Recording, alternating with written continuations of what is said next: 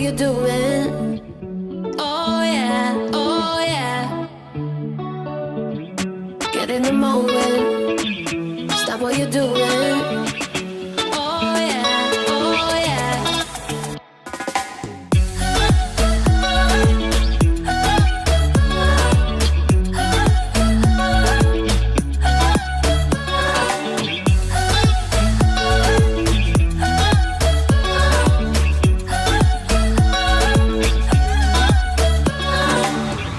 Get in the moment.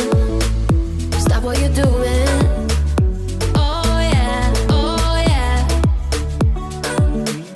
Get in the moment. Stop what you're doing. Oh yeah, oh yeah.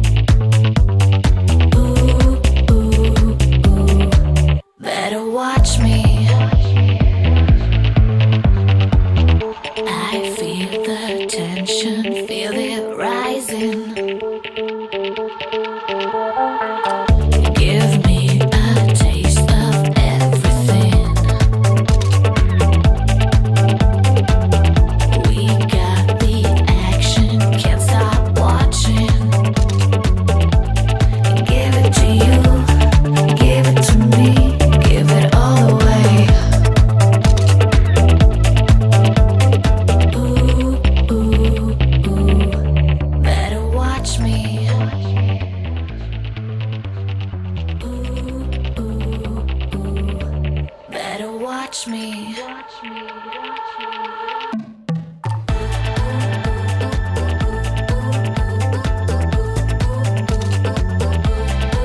Better watch me.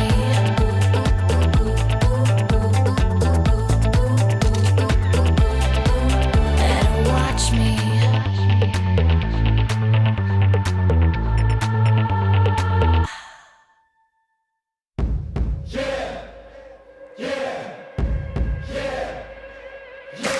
Been a long time living off the wall.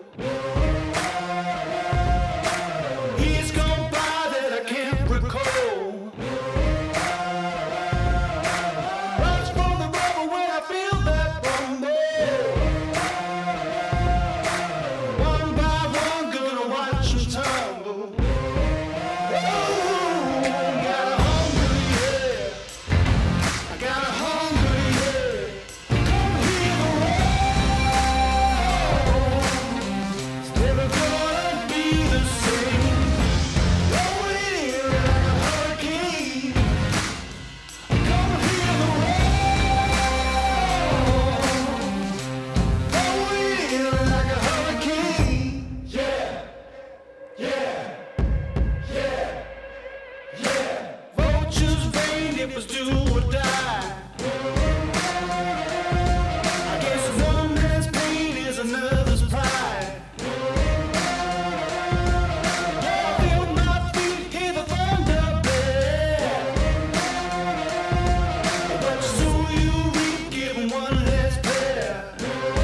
Oh, I got a hungry yeah. I got a hungry yeah. Come hear the roar.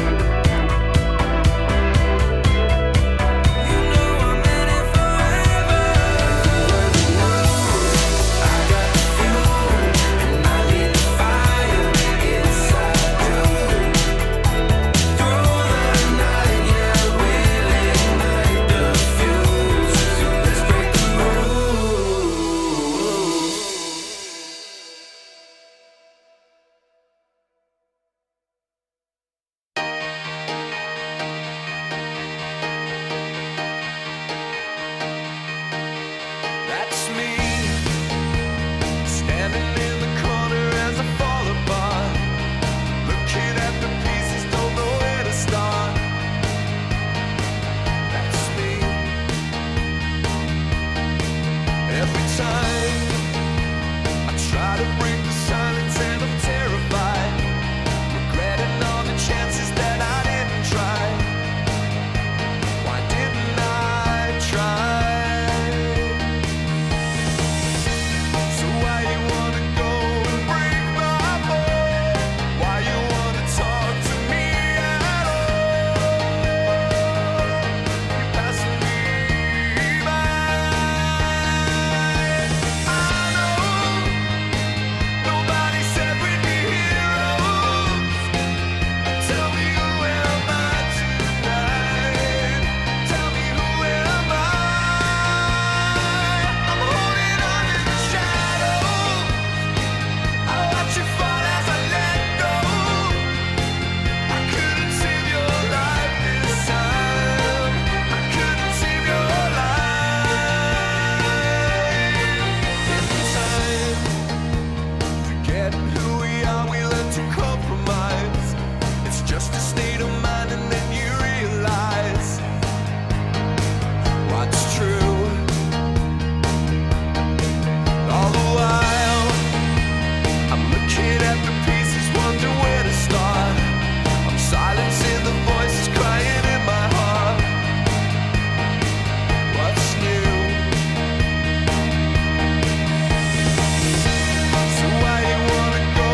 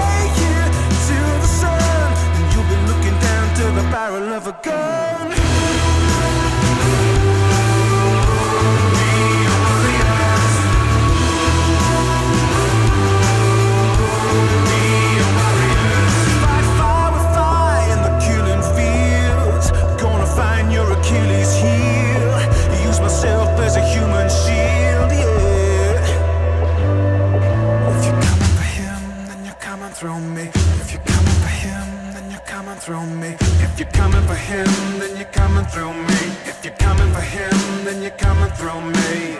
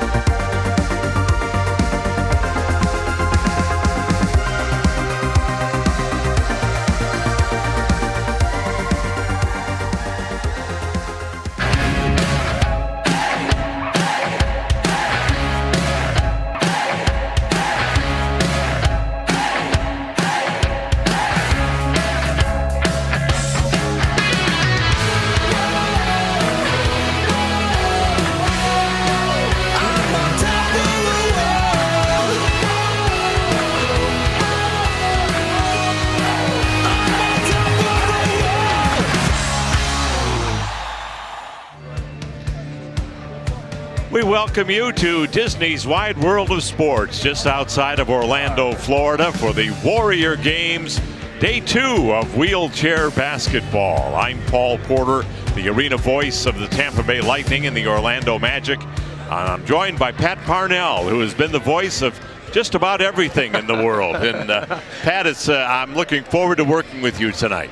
Likewise, Double P. I do have to say this. When we talk about the sports at Warrior Games, my favorite component of it is watching the athletes have to go through all the different disciplines. You have guys come out, powerlifting, wheelchair rugby, which we just finished, and I have to say, unapologetic, huge fan of wheelchair rugby, but we see a lot of those same players in wheelchair basketball. And wheelchair basketball, for those of you who think you understand the game, it's totally different. The finesse factor is so high, as you witnessed on day one. Mm-hmm. Absolutely. Yeah. Now, you had a chance to talk with the head coach of SOCOM, and he shared some information, maybe a bit of an advantage for them over the Australian team. Big advantage, because what we witnessed yesterday with Australia was a little disheartening, not even scoring in the second half. But spoke to head coach of SOCOM, Keith Wallace, and he said, you know, the good news is we've had some time to really get together, have those practices, and it's really paying dividends. There's a good connection. He has 3 returning athletes,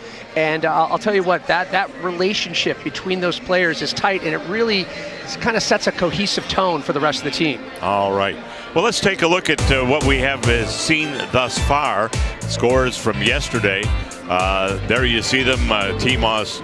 Marine Corps defeating Team Australia 34-16.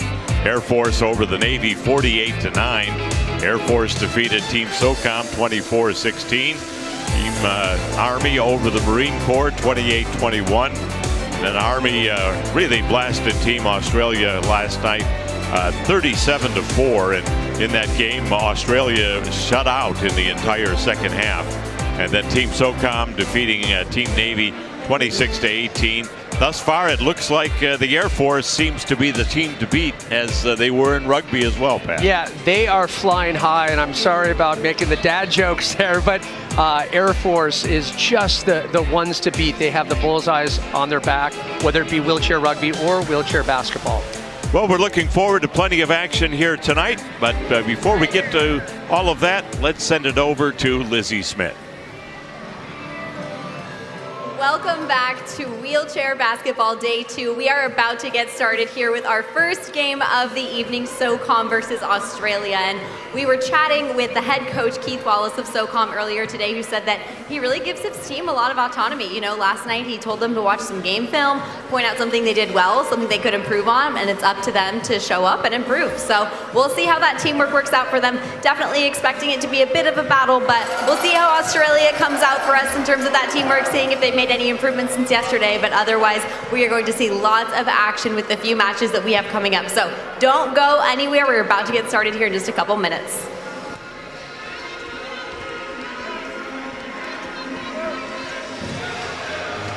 Well, welcome back, and we look forward to watching a competitive game this evening between Team Australia and SOCOM. Let's take a look at that Team Australia lineup. Number 25, Cooper Blackwood. Number 7, Jake Christie. Number 5, Alex Hale. Number 8, Ainsley Hooker. Number 76, Brent Lewis. Number 15, Dave Milne. Number 1, Sue Osborne. Number 4, Laura Raynell. Number 10, Tricia Reynolds. And number 13, Jamie Smythe.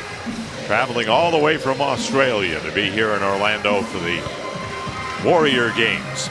You know, I was speaking to head coach Andrew Bertonchin of Team Australia. They haven't had a lot of practice time, as we mentioned. Opposite situation for Team SOCOM, however. Well, let's take a look at that SOCOM lineup. They have Jacques Dictaire, number 13. Number 12, Adam Fouts. Number 33, Harley Meekley. Number 21, Zach Polega. Number 24, Taylor Probst. Number 2, Michael Scott. Number 14, Chase Tanton. Also number 3, Jonathan Wiesner. Number 4, Mario Webb. And number 75, Justin Radbill. That's how they line up today. And so much talent on that Team SOCOM. Polega, Fouts, and Radbill, all returning players for Team SOCOM. So we do hope for a tight battle, but as we saw with Australia, a little out of step, a little out of practice, just starting to get used to the level of competition here at Warrior Games. Well, they were getting a lot of open shots yesterday, Pat, but they just couldn't hit the basket. It was very frustrating for them.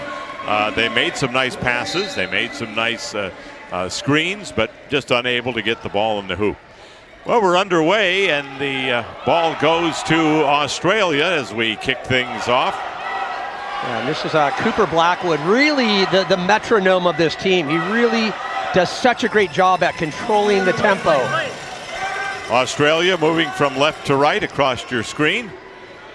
And bringing the ball ahead for Team Australia is Jamie Smythe. He has it over on the right side, looking for someone. SOCOM clogging up the middle, as they've done with a very good defensive lineup, keeping Australia out near the three-point arc and not letting them work in for a close shot. Well, the shot clock expires. They use the whole 30 seconds, Pat. And this is typical SOCOM. They do such a good job at just driving that wall up and forcing other teams to really stay on the outside perimeter and just running that clock down. We saw that defense employed by Army quite a bit yesterday as well. Now here comes SOCOM the other way. They find the open man. The shot is up and good. As good passing and key basket made for SOCOM to get things underway here as a 2-0 score, a minute and a half in. Yeah, that was Taylor Probst, but what I wanted to point out was Polega on the midcourt. He's really good at transitioning into those fast breaks. Really watch for Polega and his speed. There's a shot up and just a little bit short. Then SOCOM grabs the rebound once again. Getting the rebound for SOCOM, Michael Scott. And they bring it the other way. There's a long pass and unable to get through the defense, but he gets a return pass, shot no good. Rebound is up, no good. One more time, still a little bit short.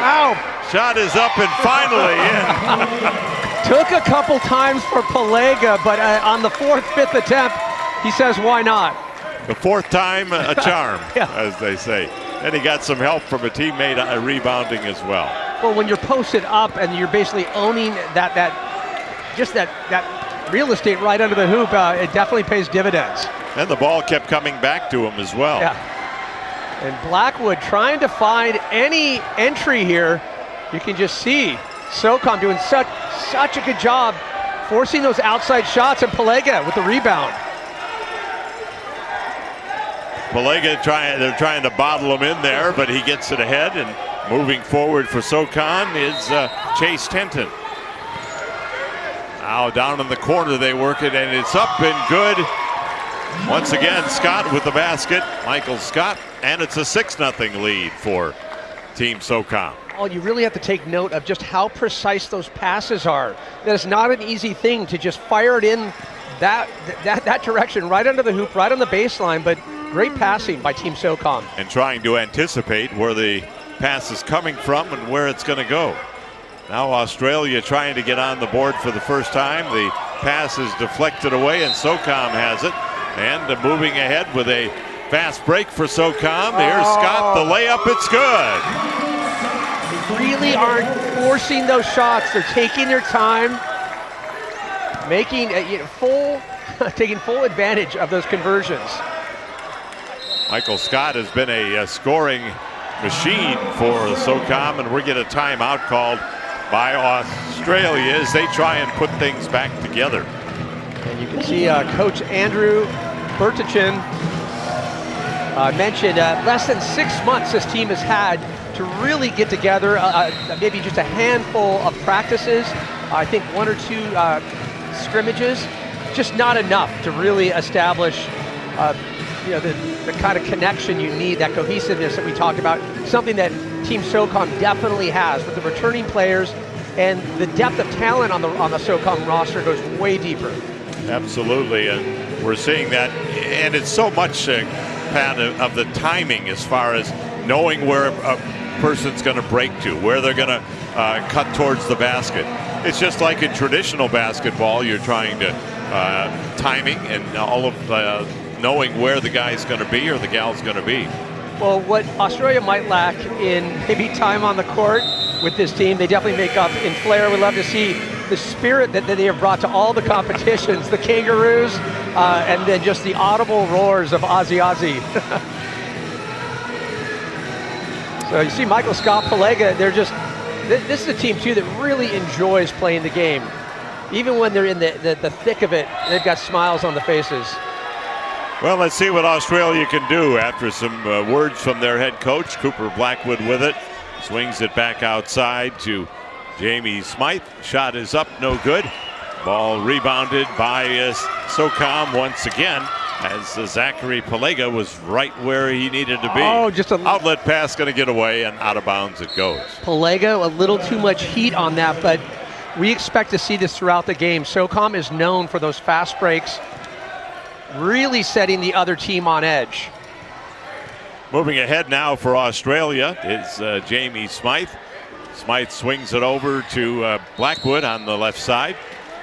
Now inside, they finally work the ball in, but once again, unable to get the shot to go. They had great position right under the basket. Break away, and we get a collision, and SOCOM man down. He'll get some assistance to get back up. You know, this type of connection, we're used to seeing it in wheelchair rugby, a little bit different in wheelchair basketball. As you see, the wheelchair is considered a part of the athlete's body. Rules of contact in traditional basketball, blocking, charging, etc., apply to wheelchair basketball as well. And an athlete cannot contact an opponent or opponent's wheelchair with their hand unless the contact is incidental. Give you a little bit of insight to some of the rules here with wheelchair basketball. Well, Australia working to get the ball inside. They're still looking for their first points of the game, trailing 8-0. We're just over 5 minutes into our first game here this evening. Glad you're with us. There's a three-point attempt, but it's no good, and a shot clock violation. Seems as though, Pat, that Australia is having so much trouble working the ball inside. That's why they're running through the shot clock. They're just looking to find ways to get the ball inside. On top of that, Paul, we're seeing missed opportunity when they do get those shots off. They're set up. They're under the basket, and they're shots that they should be making. Shot is up and good for SOCOM's Mario Webb, and it's a 10-0 lead now. In contrast, you see SOCOM, not many missed shots. When they have that opportunity, they're right where they want to be. There's been a handful of shots that Team Australia should have made by this point. Well, let's see what they can do. They're looking for strategy, but you see how Team SOCOM has the inside really bottled up. They've got the defense right all the way back up to the basket. Now they've got a steal, and here they come the other way with Webb. Yeah, Taylor Probst doing a great job nabbing that ball out of the way, but couldn't find the completion on it. Shot is up and short. It'll go to Australia, and we're going to get a couple of substitutions for the Australian team. Coming in for Australia is Brett Lewis, and also coming in for Australia, Laura Raynell, I believe. Laura Raynell, yes. She was hiding on me down there under the basket. She's that fast off the bench. So you know Cooper Blackwood, I mentioned just fresh off them playing 3 days of wheelchair rugby, the star breakout player for rugby. And you see, too, the speed and intensity that he brings for Team Australia on the wheelchair basketball side as well. But again, SOCOM is just so intense, stripping those. DeClaire able to knock the ball away, but retrieving it for Australia. And we get a whistle, and it's going to be SOCOM basketball.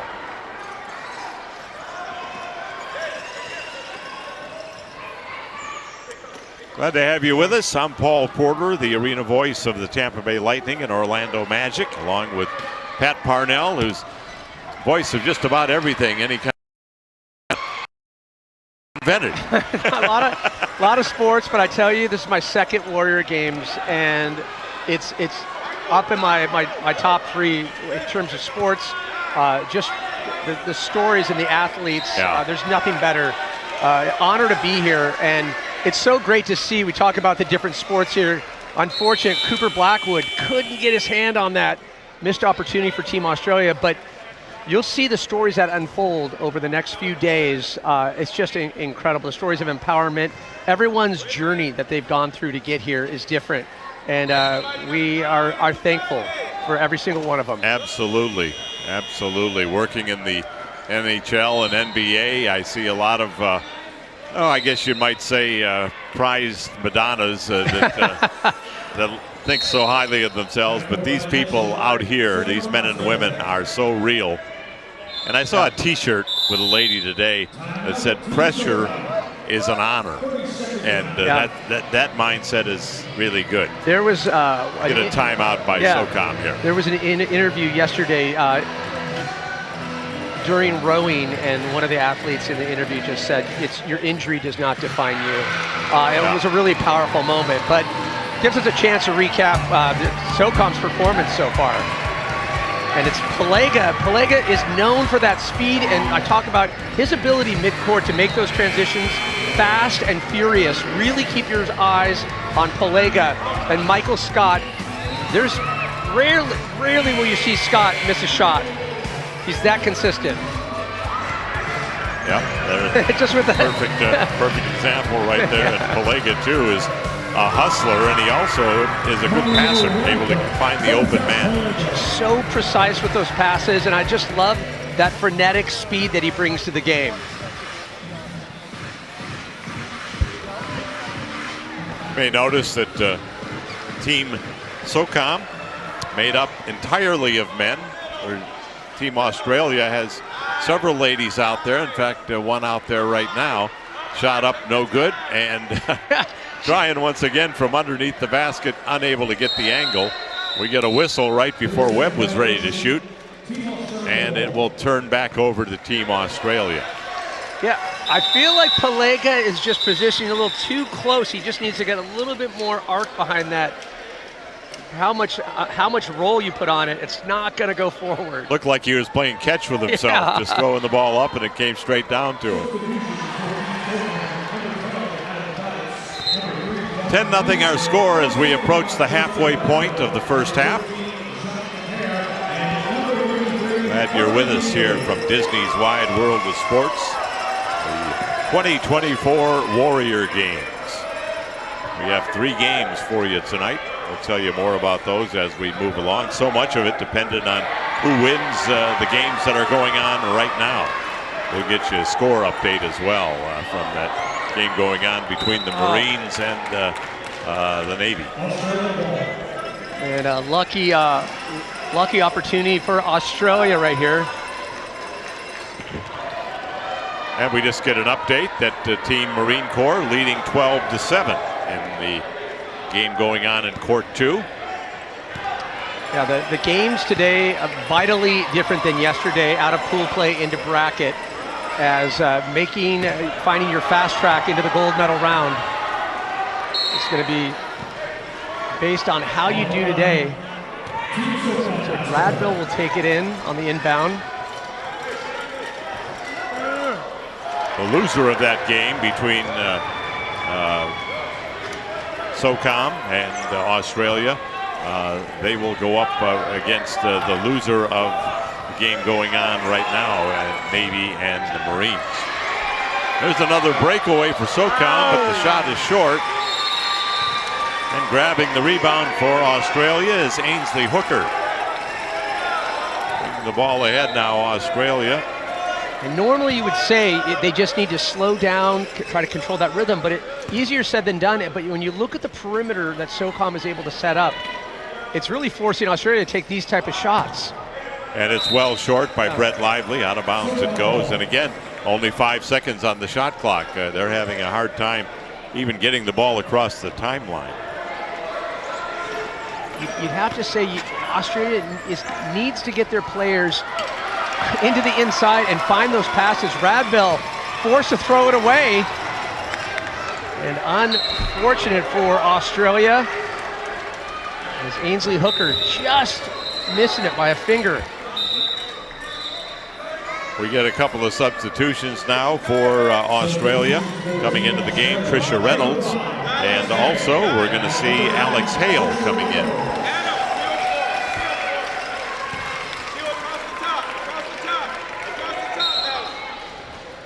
Eight minutes to go here in the first half. Really surprised Australia not on the board as of yet. Well, they've had a scoring drought now that's closing in on 40 minutes since their last basket. This entire second half of their last game yesterday, and then again the first half today. I mean, I think on the wheelchair rugby, a lot of crossover athletes on this team. They surprised a lot of people. Had a shocker of a first game, but then came back, started to find their flow. And I think we were hoping for much of the same with wheelchair basketball, but so far that's not the case. So it's a little surprising and a little disappointing, to say the least. SOCOM with the ball now under their own basket. The inbound pass. And Wiesner has that fast speed and that just soft touches to Radville, and Radville. Looks like Australia got a little piece of it. There was a deflection, Yeah. as indicated by the referee under the basket. In fact, Wiesner was selling that fact that the ball was deflected. Oh, he's good at taking the salesman pitch, always. Unapologetic. Pass comes into Wiesner. Trying to get free for a shot, looking for somebody underneath. He's going to take it. Oh, yeah. Nothing but net, but it won't count as we get the referee waves it off. Apparently it was a 3-second violation. Unfortunate for that. You saw Radville just posting up with just such a solid screen. That's a player that is very tough to get around. Coming in for Team SOCOM now, we have Taylor Props.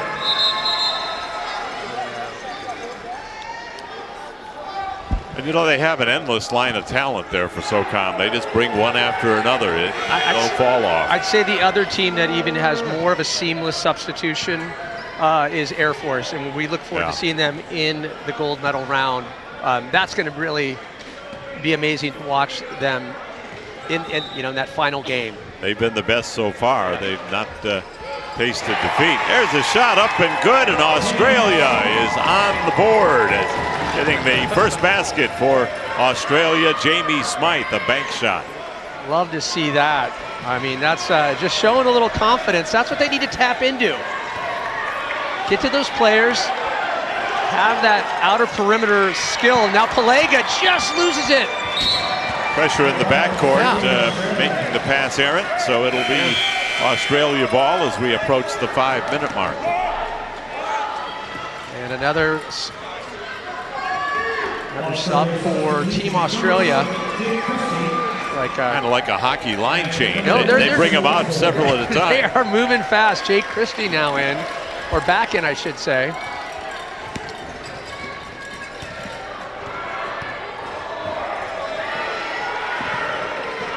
So Jake Christie with the ball.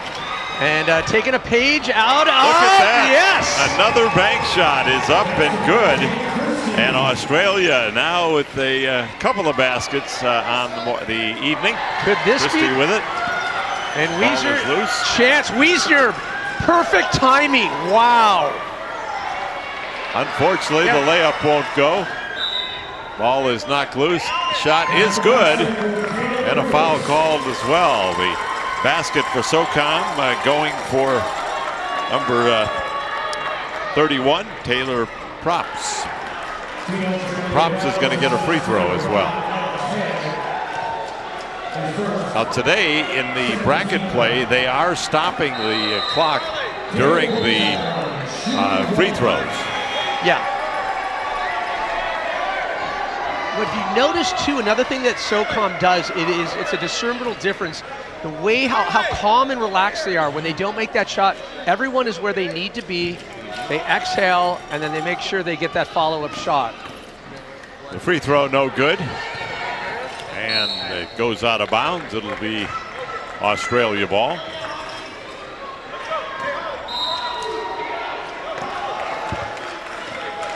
(12-4) our score. We got a couple of baskets back-to-back for Australia. It's actually SOCOM ball. Oh, and ball is loose. Yeah, and there's Palega again. He has that ability. He's a ball hawk. Yeah, he just swarms. And the shot is up and good for Taylor Probst. So does Australia kind of stick to that one play out of the book that's working for them? Just get set up solid, set your block, set that screen, and take that outside shot with the player that's comfortable with it. Not a high percentage shot, but they've been able to get it to fall the last couple of times down the floor. And again, here we go. Shot is up. This one's a little bit short. And the ball hawker himself grabs it once again for Team SOCOM. Nice lead pass. Shot up, no good. With the rebound for SOCOM is Jonathan Wessner. Ball knocked loose, and we get another 3-second violation. Yeah, Wiesner's just known that you see him on one part of the court, you blink for a moment. He's on the other side. He's right where he needs to be on those rebounds. Very, very active player. Him and Palega have that similar tempo. It's really exciting to see. Getting a lot of mileage out of that chair. Jamie Smythe brings the ball ahead. They seem to be working that right side there as best they can. And and over behind the back pass, shot up, no good. Very nice pass made prior to that, though, Unfortunately, I couldn't connect with the basket. He's got Pelega to work with. Or will he just take the shot? Wiesner into Pelega. And again, Pelega just a little too deep under center.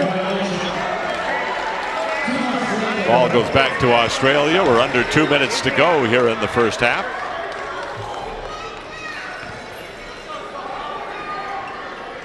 Very nice pass made by Australia's Tricia Reynolds the last time down the court. She flipped it over her back and found the open man, but unfortunately they were unable to convert the basket. Yeah, and those are shots you can't miss. I mean, it just the positioning was perfect. I mean, it should be a higher percentage on that.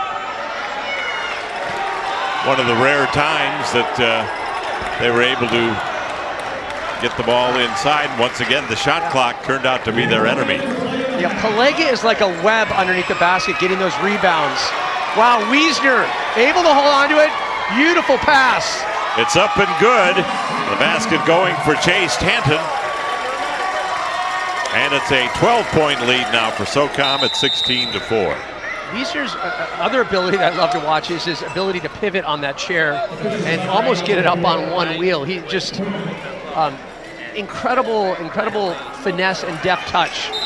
If you notice, the very small back wheels on the wheelchairs they almost look like training wheels, but that allows the player to lean back a little bit without falling out of the chair. Here's a shot from the right side. That won't go. And we're down to the final 30 seconds. Pass coming ahead to Jonathan Wiesner. Wiesner pulls up, may take it himself. He does, and it's good.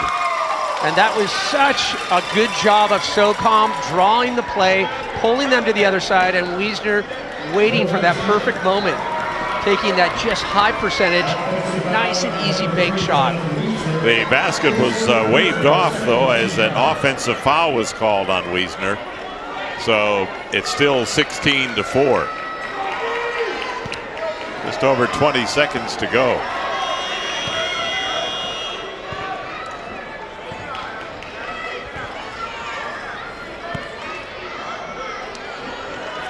And look forward to hearing from Lizzie Smith coming up at halftime. And talk with the head volleyball coach, the sitting volleyball coach for Australia. That'll be coming up in just a few moments.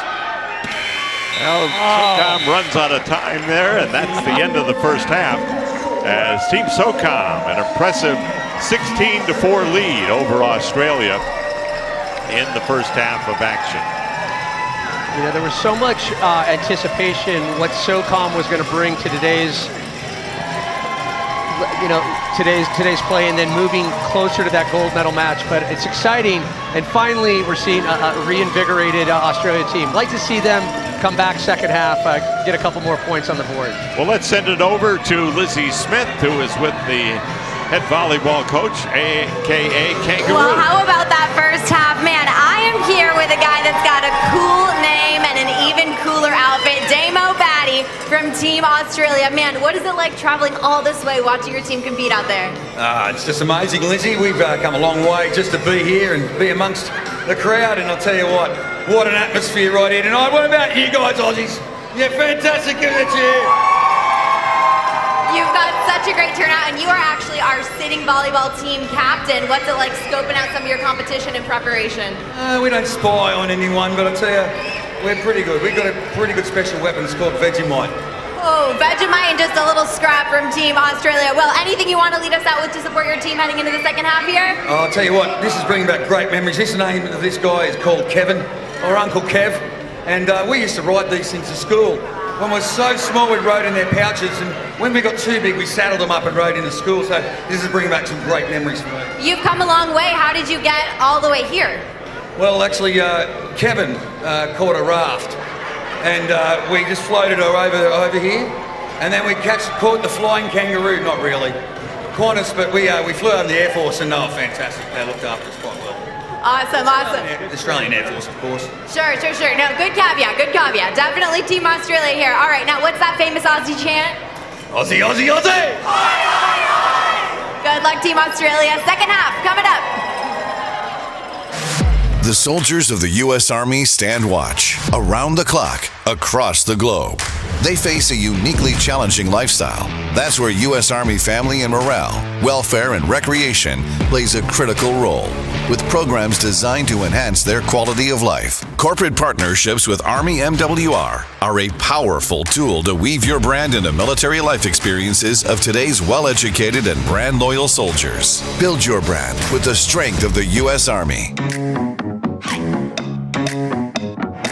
If this is all I need and all I believe in, will you keep singing, keep on moving forever? I've got this feeling and I'm better than free. I'll keep on singing, keep on moving, remember. Yeah, I'm waking up and go, yeah. Got me going loco, this is all I want. The beat is so strong. Yeah, I'm waking up and go, yeah. Got me going loco, this is all I want. The beat is so strong. Got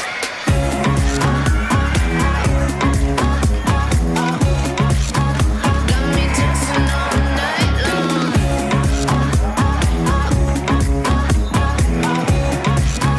Got me dancing all night long. This is all I want. The beat is so strong. The feeling so strong. Got me dancing all night long. We welcome you back as we get ready for the second half of today's first game between Australia and SOCOM. SOCOM with a comfortable 16-4 lead. And Pat, we'll see in the highlights here that you can really see how well SOCOM plays together. Yeah, well, you watch Pelega here, and the speed of his passing, but really what tips the scales is their ability to be consistent on those shots. There's very, very few shots that they'll miss. You see Michael Scott here under the basket. That is a shot he just doesn't miss. You know, and they were able to go back and back. Turning those turnovers, Michael Scott there with the finger roll, are you kidding me? Yeah. It's just beautiful basketball. Precision passing and getting the open man in a very advantageous spot where they can make the shot. But what I loved is when Australia finally found their rhythm, setting up that screen, and then just obviously not as high of a percentage, but nonetheless going awfully high on that bank. It's going to be interesting to see how Australia adjusts for second half. Are they going to rely on that, or are they going to try to find those players more on the inside as we get right back into play? Here we go. SOCOM's ball to begin the second half, and they try and work it down to Pelega, but they can't, and Australia comes back with their first possession here of the second half. Sue Osborne with the ball. She gets it ahead to Jamie Smythe. Ball is loose, picked up by Australia. So Cooper Blackwood, really a player that I'm waiting to see him get the support and start to get some points on the board. Just been a little off, got a little piece of that. Didn't know if that was all wrist or all ball. Well, once again, we saw very good defense put out there by Mario Webb for SOCOM. He found the position to really shut Blackwood off and not allow him to get into any kind of scoring position. Taylor Propes with the ball. Now down low it goes to Scott. It's up and they make it look easy. They make it look easy. The consistency of Scott under the hoop is just, it's a magnificent thing to watch. 18-4 in favor of SOCOM. Just underway here in the second half. Nearly a backcourt violation. But, Blackwood brings it ahead. Now gets it to Smythe. Smythe looking inside, but once again you see that SOCOM defense. Yeah. 1, 2, 3, 4 players down low. The shot up and good, but it won't count. Waved off. An offensive foul, I believe, or a 3-second violation. Yeah, Australia really taking a little too much time. It's great to see them get the shot. And now Pelega, watch these mid-court transitions, the speed that he has. Pelega looks for somebody. He finds Chase with the ball. Now over to Webb. Oh, Shot up. wow. No basket. 3-second violation. They're starting to catch SOCOM sitting in that lane a little too long. A little bit, yeah. They're really going to have to, you know, Watch the time and watch where they're sitting. 18-4 our score as Australia brings it ahead. This is Smythe with it. And you can see Cooper Blackwood trying to find some room underneath, and SOCOM just does not allow for any movement. They have it bottled up. The ball is turned over to SOCOM. Probst with the ball. And is inbound to Webb. He gets it back from Webb, brings it forward. Pelega trying to race out Blackwood. Goes off the wheel of Scott and out of bounds. But regardless, even when those plays don't go as planned, it's exciting to watch SOCOM. They want to play on that level. Traditional basketball, that would be a kickball, but here it's a wheel ball. Glad you're with us. I'm Paul Porter, arena voice of the Tampa Bay Lightning and Orlando Magic. And with us today, and will be with us again tomorrow night, is Pat Parnell sharing some of his insight the game of wheelchair basketball. Well, I'm going to, not just the gold medal game and bronze medal game tomorrow, but also sitting volleyball until we, for the culmination of this year's Warrior Games. So many events going down. Would be jumping back in with Michael Scott.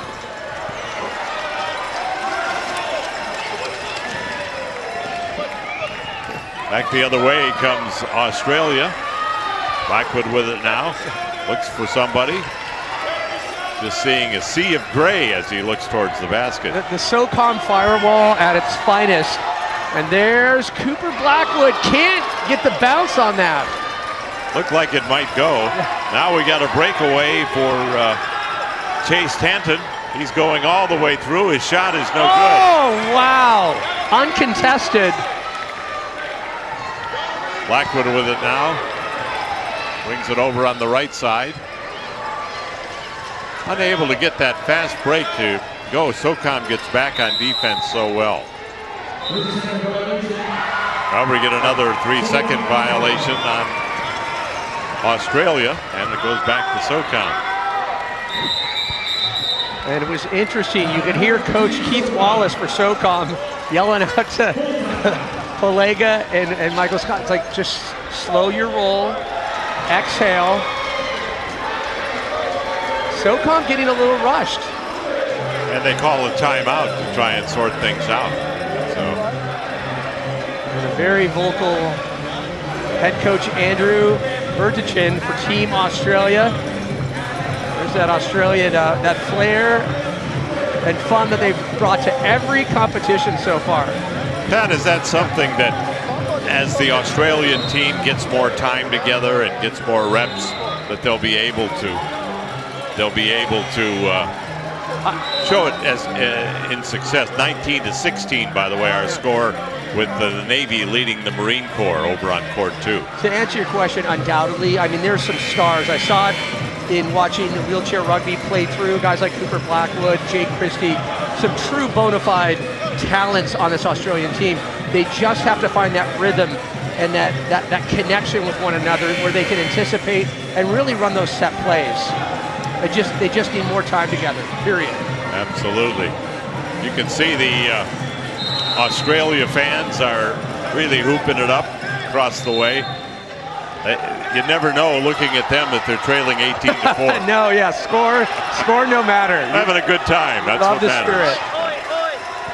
All right, back to the action we go. The pass can't get it to Probst. Instead, it comes to Team Australia. Laura Raynal. Raynal gets it shot up, and it's just off the rim for Sue Osborne. I think for Sue, these shots are getting a little closer on point. Just gonna need to find those connections. SOCOM with the ball out near the three-point circle. They work it in. The shot won't go by Tanton.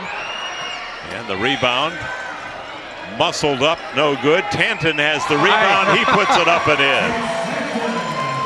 The persistence of SOCOM doing a really good job at converting those rebounds and finishing it off.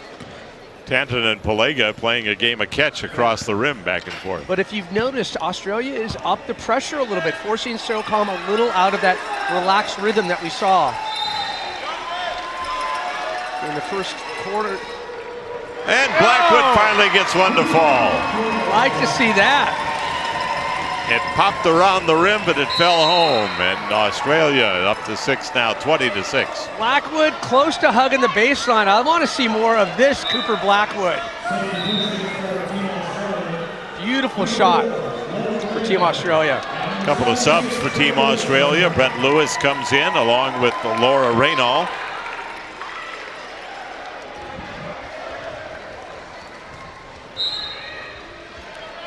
Inbound pass goes to Blackwood. Blackwood brings the ball outside. He's at the three-point line, Art. And shot is a little bit too strong.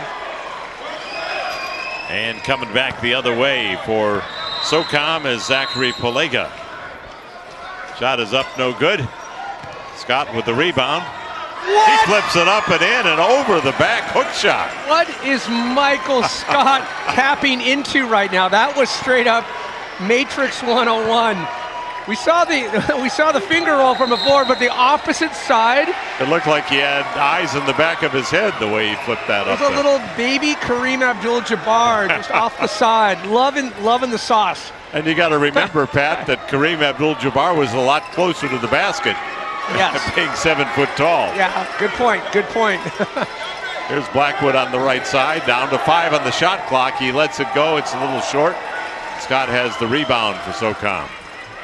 So now Pelega, watch the speed of Pelega. Cooper Blackwood trying to stay in step, does a nice job driving Pelega off. Scott with the ball on the left side, gives it back to Pelega. The shot is up and off the rim, no good.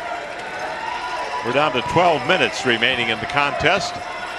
16-point advantage for SOCOM. Seen a different tempo and a different energy that this game is taking on right now. And Michael Scott, there's something about him and his ability to connect on those points. But if you notice, there's a discernible difference right now of the energy and tempo of this game. Australia's really setting SOCOM a little off their flow. Foul was called on Australia's Laura Reynal prior to the shot, so the shot by Scott does not count.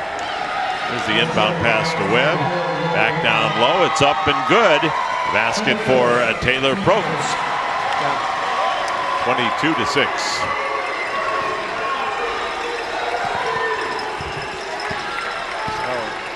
Australia just needs to get back into that rhythm where they were starting to go consistent point for point for SOCOM.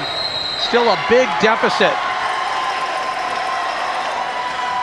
Ball is loose. Here's the shot in. Shot just off the back of the rim.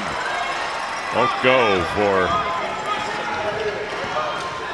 Australia's Laura Reynal. Yeah, and with those mistakes, it's just really no chance. Wow, no, called off. No basket.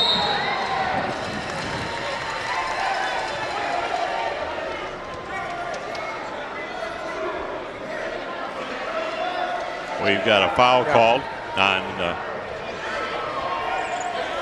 SOCOM's.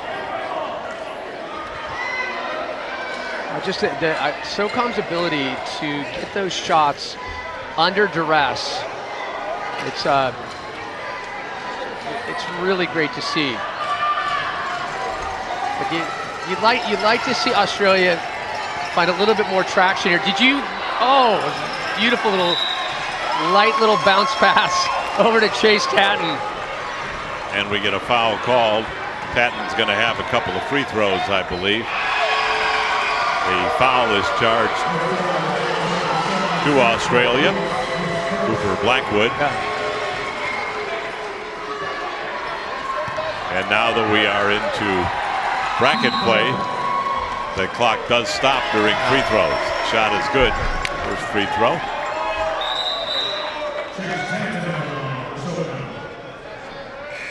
We're going to get a substitution or 2 or 3 for SOCOM. So, almost fresh line for SOCOM. Yeah. If you've been watching, I was making note of the difference of intensity. It's definitely ticking up a notch. Australia starting to put the pressure on, and Australia will get a couple of fresh players as Cooper Blackwood comes out. And Wiesner back in for SOCOM. He is just, he's a spark plug for this team. Love the energy that he brings.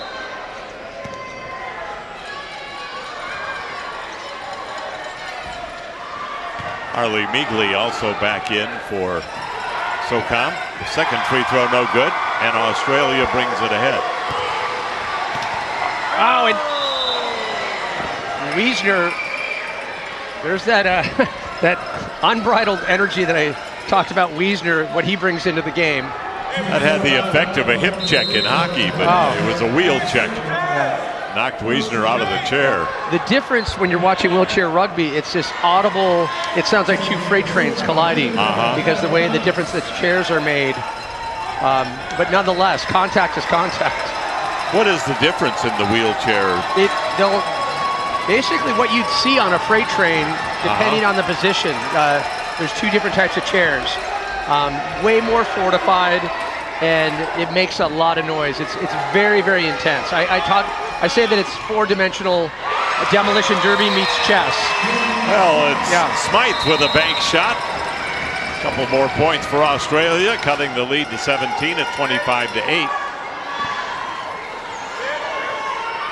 They're putting some pressure on in the backcourt now, trying to force a timeline violation, but SOCOM does get it across the timeline. Yeah, and this is Lego with it. This is the Australia that we should have seen right out of the gate. They're just coming in at this point with this speed and intensity. It might be a different story on the leaderboard. Does full court pressure, I know in traditional basketball, full court pressure requires a lot of energy, and that's why you don't see it on every time down the court. But if that's the case with wheelchair basketball, then I burn some guys out. It's even more intense. But you know, the fitness level on these athletes is truly astounding. For sure. Remember, they have been doing multiple events from powerlifting to rowing yesterday to wheelchair rugby onto this, multiple disciplines.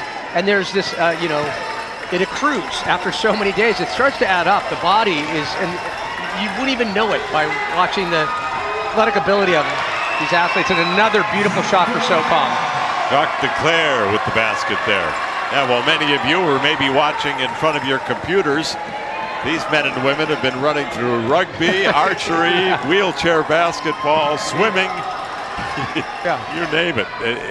Mentioned yesterday that the name Wide World of Sports here at Disney is certainly perfect for this because it is a wide world of sports. It's so many things to take in, and you won't hear one complaint.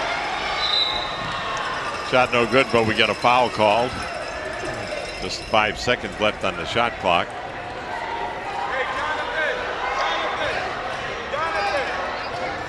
So keep in mind, too, the winner of this game, we look at a fairly fresh SOCOM team right now. Winner of this game is going to go right into another game today. So just wrap your head around that.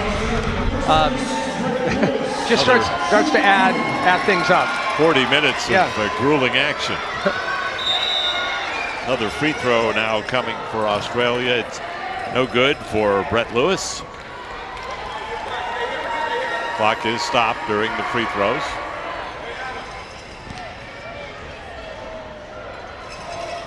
Saw yesterday, Pat, in the pool play that a lot of teams were able to burn up a lot of time at the free throw line. They could consume 45 seconds or so. Yeah, really kind of thinking about the shot, but really just I'm gonna let this clock, you know, take its time. Yeah. Teams at the free throw line that had the lead used it to their advantage. Not the case now, though. In bracket play, the clock does stop. You've seen in so many games too how clutch a team can be if they know how to utilize things such as that and such as timeouts. Oh, long shot by Smythe is short, and the rebound going to SOCOM. The pressure right now with Australia, but when you have passes like that, stalls up perfectly. Shot is up and good for Meagley. Yeah, Meagley, did you see how he hit the brakes on that? Knew he was coming in a little too hot, didn't have time to get up with the clean shot, and then draws the foul. This is like textbook 101. Hits the brake, backs it up, almost a wheelchair version of a follow-away. I love that. The free throw is up and no good for Meagley, and corralling the rebound for Australia was Brett Lewis. Here comes Australia now. Right to left along your screen. Lewis with the ball outside. Australia for help. just wants to, just for the honor, wants to get as many points in the last remaining minutes. But it's interesting, SOCOM, for all the pressure they're getting on. Palega with the fast break. Oh, and just Can't loses control the it. ball, and out of bounds it goes, and he goes down as well. You saw just taking that side fall. Palega, no stranger, a very, very resilient player. I put one of the more tenacious players.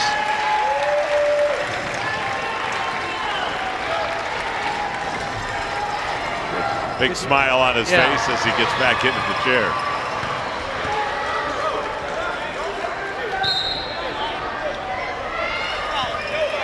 Down to 5:45 remaining in the contest. Lewis brings the ball ahead for Australia, thinking about a shot. Yeah, really taking his time. Launches one, and it's a little bit short. Oh, and just missed by Palega. Can he get it?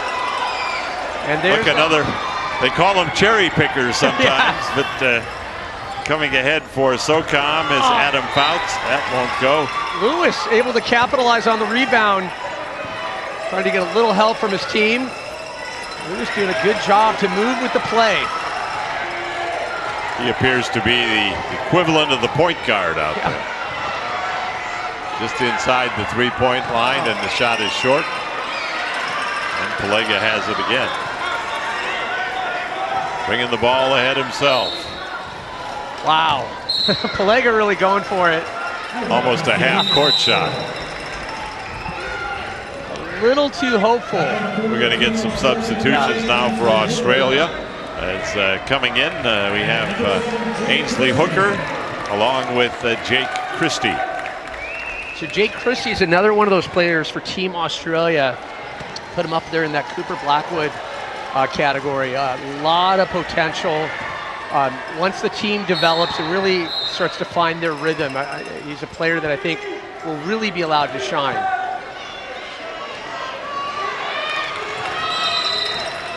Outside with the ball now for Australia. Trisha Reynolds. Reynolds gets the ball to Laura Reynal. And here's the shot from Smythe. Shot no good. And Palega Christie getting with the shot. Yeah, Palega getting a lot of pressure in the backcourt. Shot up no good. Yeah, but you're seeing a slight difference. I talk about that tempo change, but Australia really forcing SOCOM to take those shots a little bit before they want to, and it's playing a little more aggressively Yeah. too, Pat, I think, on defense.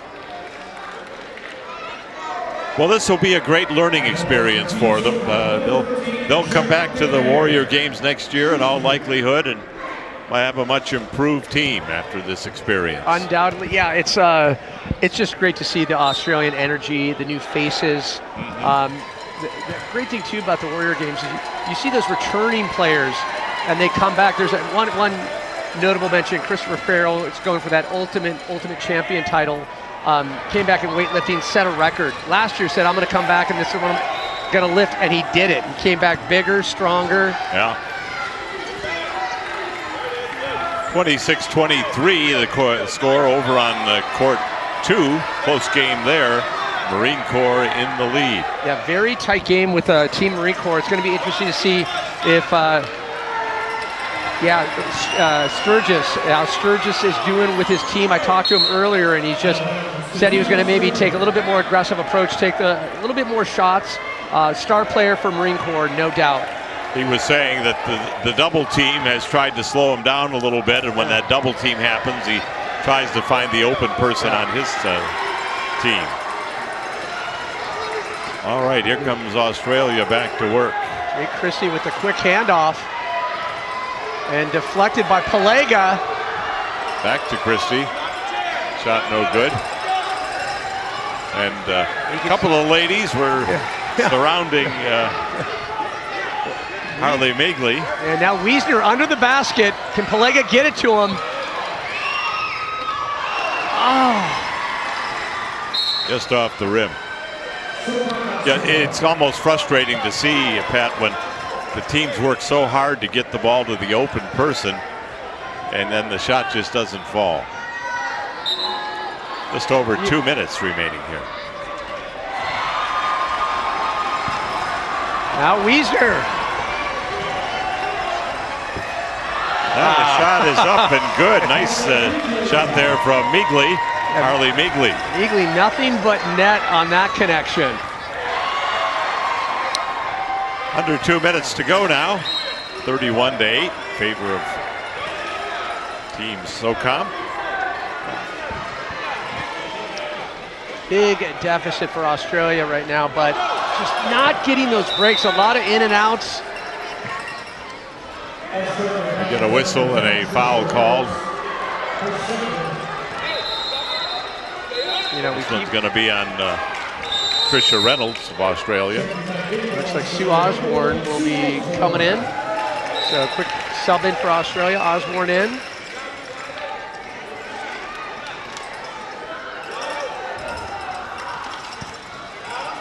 Here comes SOCOM ahead, trying to add to their 23-point lead as we reach the 1 minute mark.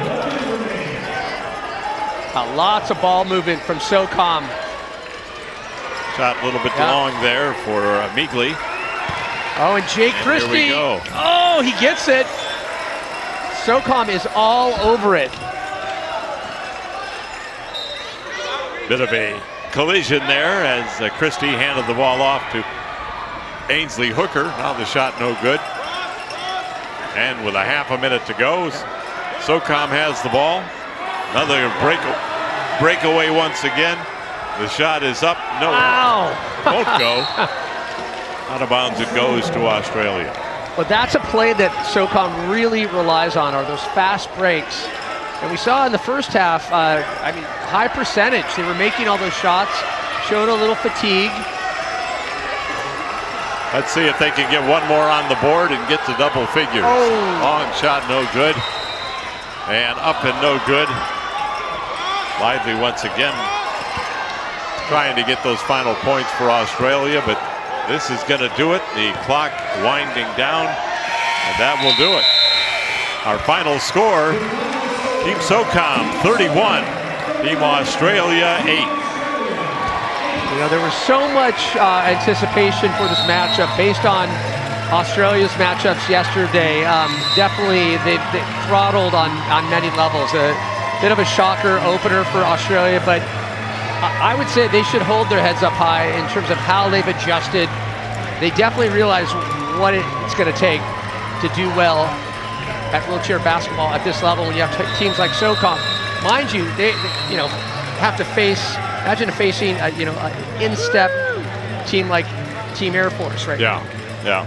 And you look at Australia's roster too, Pat, and you see 1, 2, 3, 4 females on the team, and going against an all-male team for SOCOM, that might have had a little bit of a factor in it. Well, I will say this. I mean, Team Air Force, Carly James, notable mention, female player, one of the stars there. So, but this was the Australia that I love to see. I love when Blackwood took those opportunities from the outside. You started to see that confidence start to materialize for Australia, and the fall away, you almost kind of got back on the wheel and just had that nice soft touch, but that ability to come in so hot, make the adjustment. But play after play, when SOCOM is on form, very, very difficult to stop the tide. And they started it early. When you have a gap like that, really little chance. Kangaroos and all, it wasn't to be for Team I Australia. believe they had 12 points on the board Yeah. before Australia scored. So Yeah, and that- you're playing from behind, chasing. There's the physical component of, is that even attainable? And then there's the mental, it's just that impact, it just creates a mental wall. at the Gotta same- love the spirit of Yeah. Australia, though. You gotta love the spirit of their fans and coming over to congratulate Dad. Neat to see is, Yeah, and it's not just friends, family. They all the amount of families. It was so great. Disney opened up the park just to the Wounded Warriors last Friday at the Magic Kingdom. It was such Yeah. an incredible thing. All the families, the kids, the smiles were as wide as can be. I got multiple rides on the Tron ride. oh, good for Yeah, you. yeah. That's a hard thing to do. I was very proud of myself. But you talk to all the kids; they're so happy to be here, even making the trek all the way from Australia. So Well, if you can imagine, going to Disney World is one thing, yeah, but to have the park to yourself, it was. those are stories they'll tell for the rest of their life. I remember going to Disney World and we had the whole park. When I'm a Southern California kid. I grew up on Disneyland, and for me, I definitely, I remember the days of the e-ticket. It was a special moment for me, but it was extra special to see all the families in tow that have come out here to support their loved ones. Absolutely. Memories being made here at Walt Disney World, and they are every year at the Warrior Games. I believe Lizzie's lining up for another interview, and we'll be throwing it to her more momentarily. Lizzie, always where you want to be in Yeah. the mix. Where always getting the story as we see Team Australia not able to get the W, but no surprise with a confident, informed Team SOCOM putting up a serious score. Still 39 seconds to go in the Marine Corps game against Team Navy. And let's send it over now to Lizzie Smith.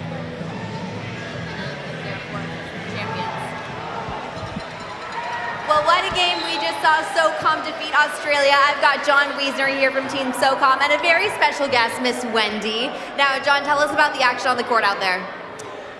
We're just starting to learn ourselves, so the better we get, the more we learn, and we would have been doing pretty good. Definitely, yeah, especially SOCOM being the champions from 2023 in wheelchair basketball. Now, you have your next game against Air Force here coming up shortly. What's the plan as we get ready? I know they're kind of a dominant team this year. I was told it was Army, but I could be dead wrong on that. But it's gonna be a dogfight, so we're gonna give them all we got. We're looking forward to seeing the action. We'll let you go rest to get ready for the next game. And we have our second match coming up here very shortly. Don't go anywhere. All right.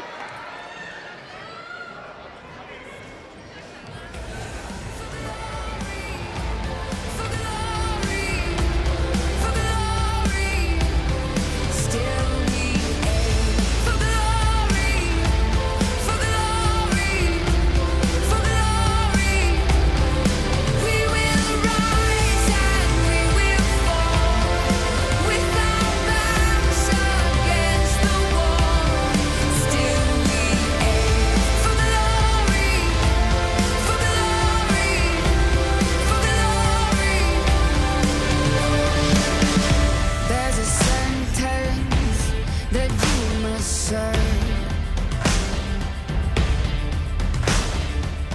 You're gonna do your time for what it's worth.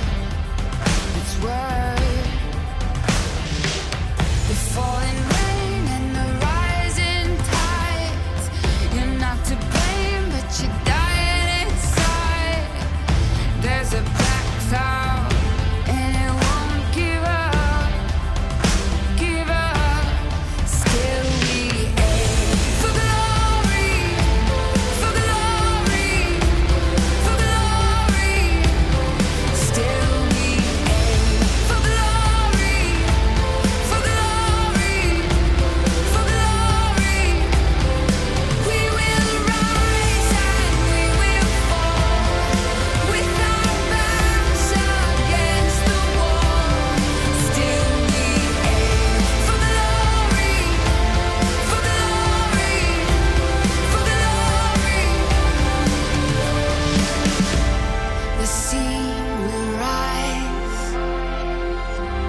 The stars will fall.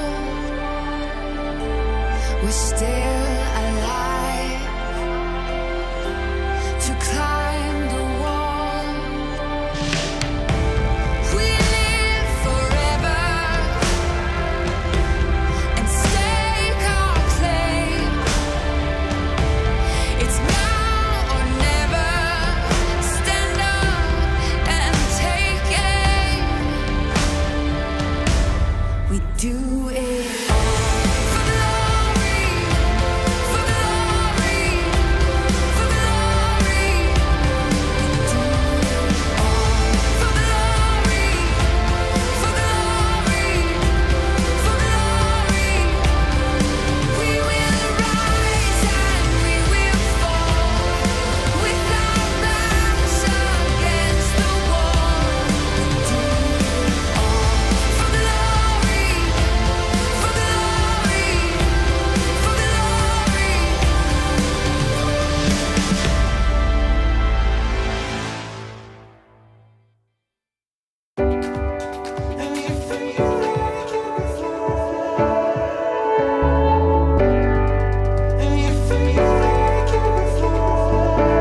It takes you over, feeling like you could fly. It takes you over from somewhere deep inside. It takes you over, it makes you feel alive. It takes you over, arms out wide, arms out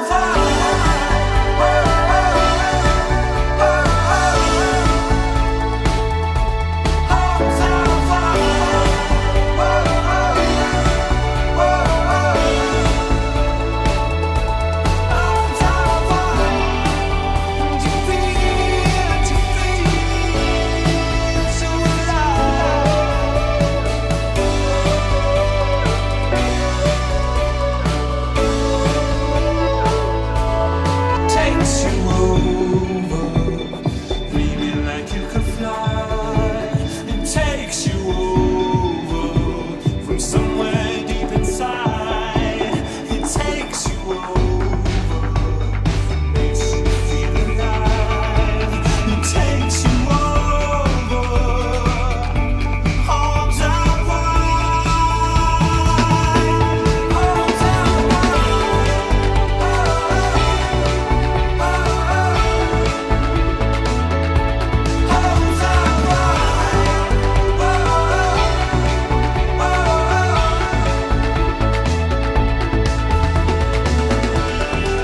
and you feel like you could fly.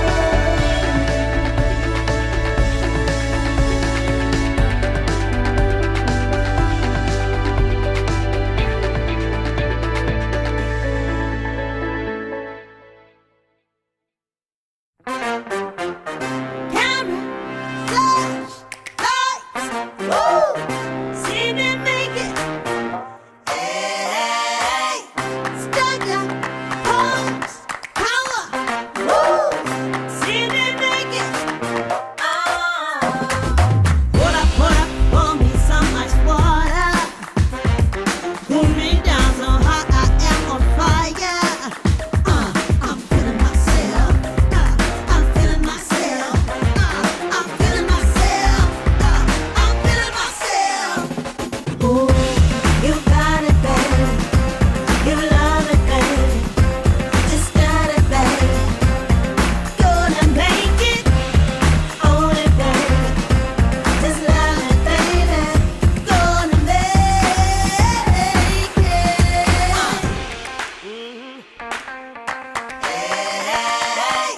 Put up, pour me some ice water.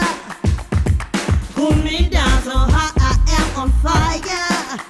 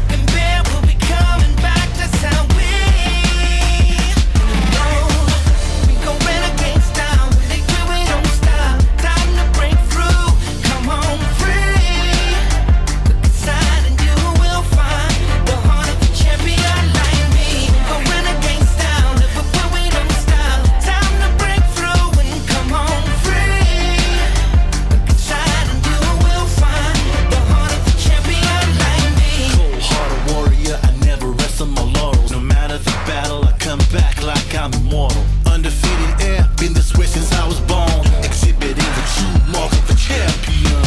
One thing I know, when no back is against that wall, and man will be coming back. That's how we roll. Go renegade style, never when we don't stop. Time to break through. Come on, free.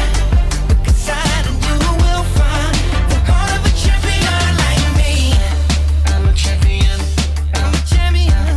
I'm a champion. Heart of a champion. You're a champion. Heart of a champ. Heart of a champion. Yeah. Stop. Don't stop. Come on, keep it going. Come on, champion race. No renegade style. Never when they don't stop. Time to break through and come on, free. Inside you will find the heart of a champion.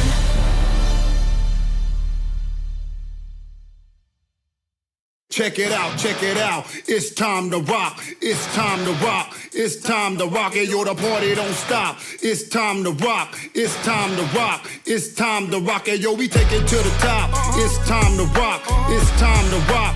It's time to rock. We go hard in the block. It's time to rock. It's time to rock. It's time to rock. Yeah. Yo, the party didn't start till my crew walked in, and it probably won't end till we hit the door again. Got a bottle of gin and a couple of friends. We about to set the vibe right, and yo, we on it again. Country in the mug, Bama as hell. Listen up, little homie, I got a story to tell. The championship, we about to win. Celebrate all night and then we do it again. Check it out, check it out. It's time to rock. It's time to rock. It's time to rock, and yo, the party don't stop. It's time to rock. It's time to rock. It's time to rock, and yo, we take it to the top. It's time to rock. It's time to rock. It's time to rock. We go hard in the block. It's time to rock. It's time to rock. It's time to rock. We go hard. We go hard. Yeah. Oh my God, we go hard. Oh my God, we go hard. Yeah. Yeah. We go hard. Yeah. Yeah. We go hard. Yeah. Yeah. We go hard. We go hard. We go hard. Check it out. Check it out now. It's time to rock. Rockin' yo, the party don't stop. It's time to rock. It's time to rock. Check it out, check it out. It's time to rock. Rockin' yo, the party don't stop. It's time to rock. It's time to rock. It's time to rock. We go hard. We go hard. Yeah, yeah. Oh my God, we go hard. Oh my God, we go hard. Yeah, yeah. We go hard. Yeah, yeah. We go hard. Yeah, yeah. We go hard. We go hard. We go hard. Check it out. Check it out now. Come on, let's go, let's go. Come on. I got one chance. I'ma take it till we make it. I got one chance, one chance, one chance. I got one chance, I'ma take it. I got one chance, one chance, one chance. Gonna work hard till we make it. Here we go, work, work. Here we go now.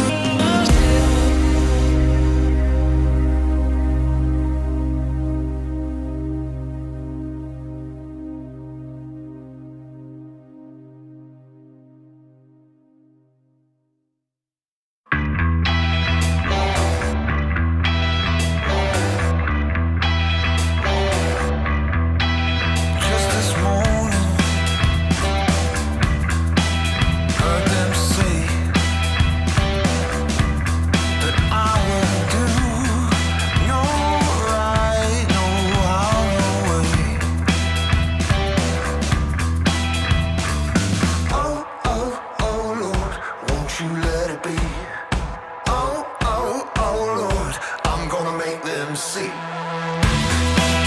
Are you ready? Here it comes. Are you ready? Oh, I'm empty. Should've known my name. I'll say it once. I am playing games. Oh, so the world is gonna see. Oh, won't you shout it? Oh, won't you shout it? Come on, shout it loud. Oh, won't you shout it? Come on, shout it loud. Oh, oh, oh, Lord, won't you let it be?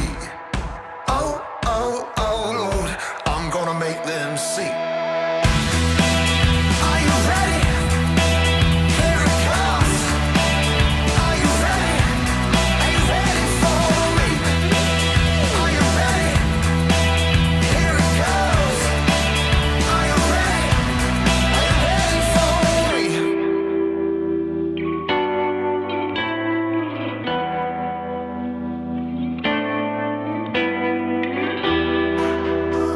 It's more than a feeling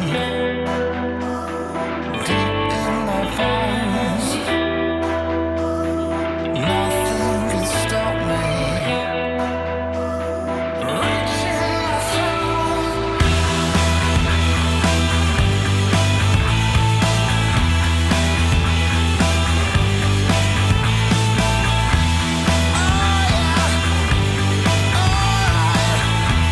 Yes,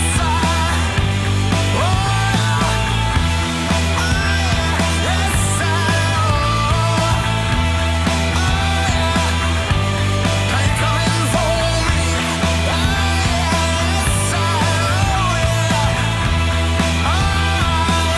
I say,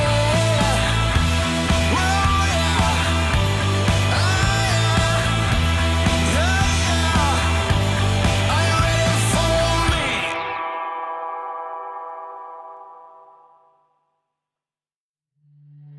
I know that you don't really wanna be with me, so I don't wanna tell your body so desperately. Yeah, yeah, I know I'm just here to pass the time. Why you grinning about my waistline? Yeah, I know that you don't really wanna be with me, so why not running up and into your arms? Like we've been together for years, but it hasn't even been that long. And I don't know why I'm so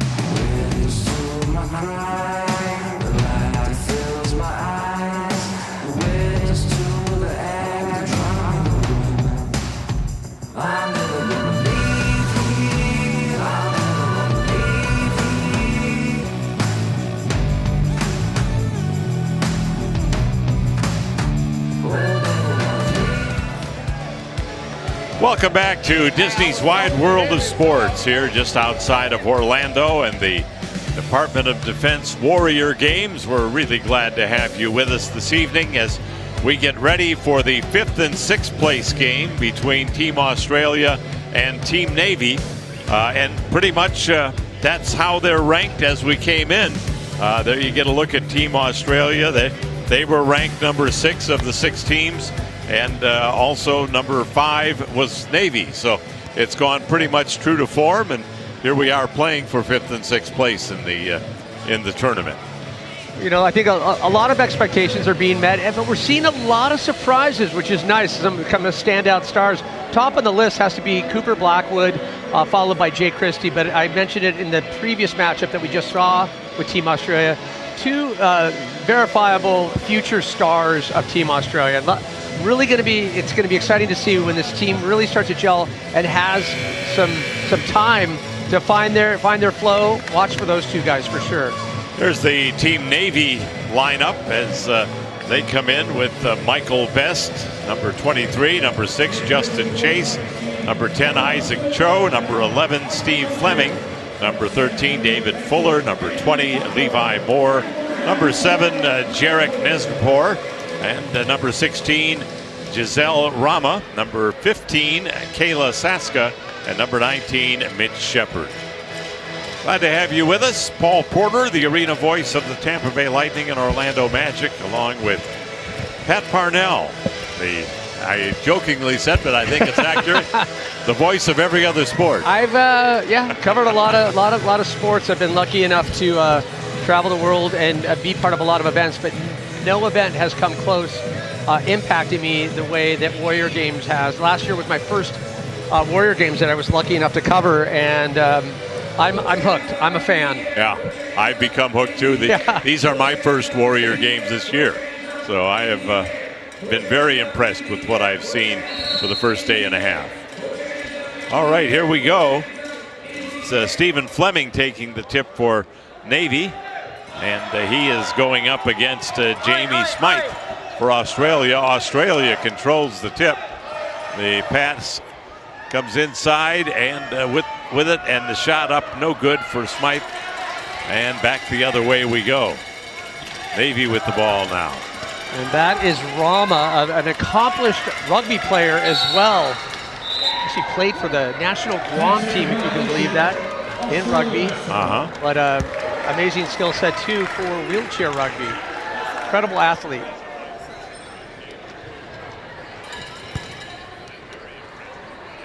Here comes the inbound pass coming from Sue Osborne. And it's Blackwood with it now. He swings it over on the right side to Smythe. Pass comes down low. We get a whistle. But it is nice to see Australia early on able to get those passes going. Jay Christie unable to finish with the basket on that, but it's maybe a new stage evolution for Team Australia. Foul was called there, and the inbound pass, another whistle. Well, not a lot of flow to the first 30 seconds of the game here thus far, Pat. Little bumpy, Paul. Nice to work with someone that shares my initials. The double P's are in the house. We have 4 P's here between the 2 of us. P squared times 2. There you go. All right, here we go. Back to action. They swing it outside to Jake Christie. Nice with that fake pass, kind of switching things up. Now it's Smythe with it over on the right side to Blackwood. Blackwood looking for somewhere. He's going to run out of time. Shot clock at 1. They throw a heave, a prayer, and it's not answered. Yeah, Blackwood just had to huck and hope on that. Just clock winding down. You hear the coach for Australia saying, "What are you going to do? What are you going to do?" Urging them to make up their mind as far as how they're going to work the shot. Rama trying to work with Saska here. Sass.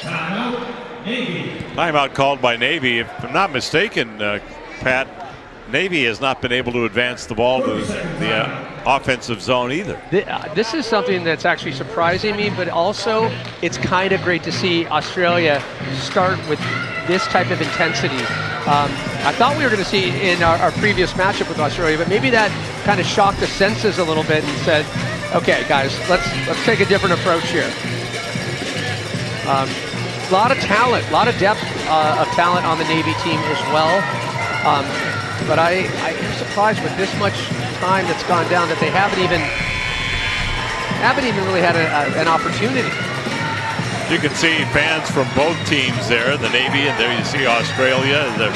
They're still whooping it up. You wouldn't know that they haven't won a game or haven't even been close thus far, but they're having a good time. And this looks to be a much more evenly matched contest here. So now Sass with the ball. Saska all the way in. Shot was blocked. Out of bounds it goes. It'll belong to Navy. Kayla Saska, someone to watch in this contest, as Pat mentioned, a very accomplished rugby team player. Outside with the ball now for Navy. Into Rama, and just a little too much heat on that bank shot. And Rama able to kind of mix things up, but there's Jake Christie to answer back. So we're still looking for our first points of this game, minute and a half in. Australia with the ball on the far side. Smythe. Now Blackwood. Great pressure there by Saska. They are trying to work the ball in a little bit more. The shot is up and no good for and now Australia. Rama kind of keeps moving with it, and then can't. By Cho, no good.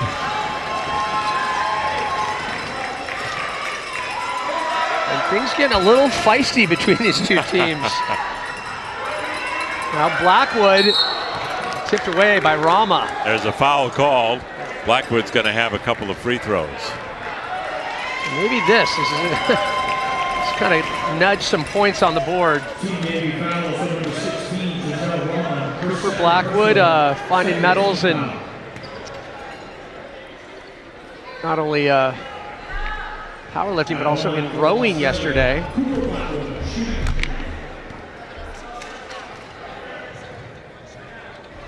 And the free throw is good. It's the bounce. Australia has their first lead of the tournament.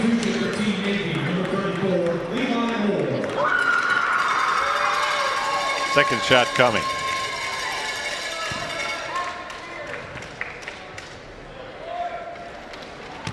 As we mentioned earlier, the clock does stop for free throws during bracket play, which is what we are in today. And then the medal rounds coming up tomorrow night. Yeah, very excited about that gold medal round tomorrow. Lots of anticipation. Now Blackwood now opportunity. Add a little bit more on the board. Out high with the ball is Smythe. Shot no good. And the rebound goes to the Navy.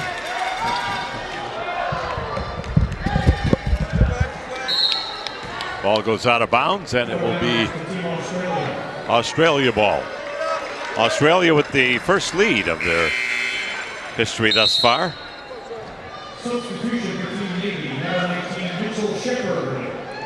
Laura Raynell will inbound it. We get a substitution for Navy as into the game comes Mitchell Shepard.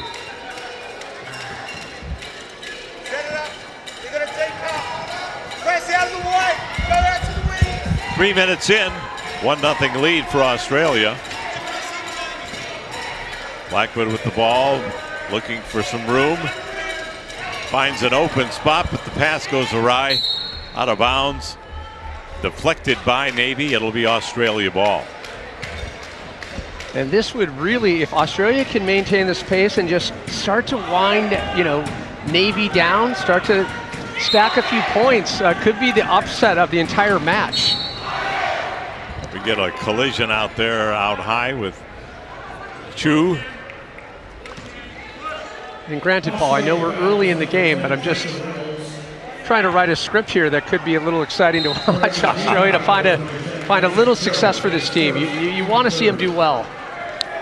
Well, in baseball, no hitters are exciting. Yeah. And we've got a defensive struggle here Ow. today. Navy still with the ball. Great hustle by Sass.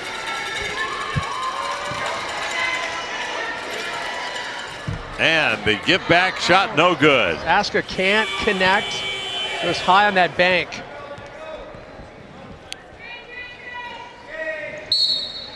Ball out of bounds. It'll be Navy ball.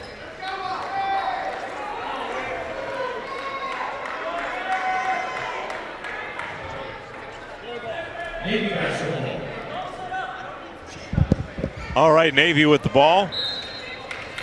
Just about 4 minutes into our contest. Navy still looking for their first points.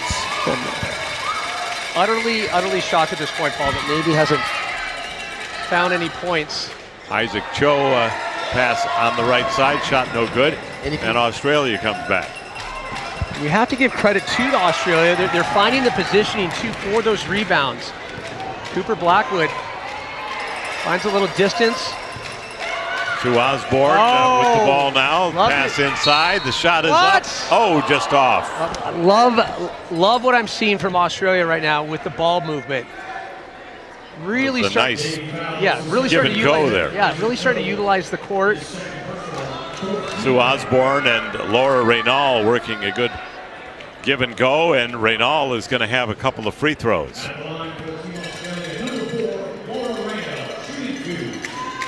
First shot is quite a bit short. She'll get a second one here. I don't know how much it's showing on our camera work, but you can really see the sun coming through and shining on a couple of players there. They look like they're in a spotlight. It's quite heavenly. Second one much closer, but no good. Ball's going out of bounds, and it will belong to Navy.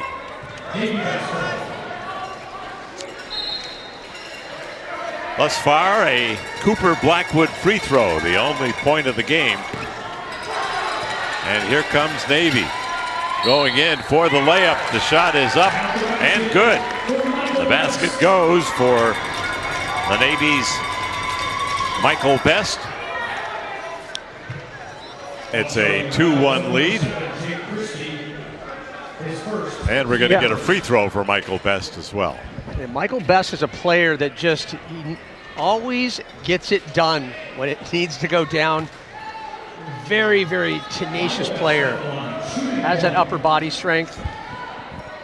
Whether it be wheelchair rugby, wheelchair basketball, powerlifting. Checks all the Throw boxes. is good. And a 3-1 lead for Navy, courtesy of Michael Best. Blackwood brings the ball ahead for Australia. Pass comes over to Reynal on the far side. She gets it back to Blackwood. A little bit of a collision there. And the pass is intercepted by Navy. Battling the sun in some parts of the court. And Best looking for some support, finds it. There's Cho with the ball. Back to Best. Best over on the right side. Just fired it over to Saska. Thought she would be able to pivot. Down to 6 on the shot clock. Best with the shot. It's up and good. So Michael Best has all 5 of Navy's points. And it's Michael Best 5, Australia 1. Yeah, definitely just a cornerstone of this Navy team, Michael Best. Well, he's living up to his last name. Indeed, For sure. indeed. Now Cooper Blackwood, nice and relaxed, can't get the shot.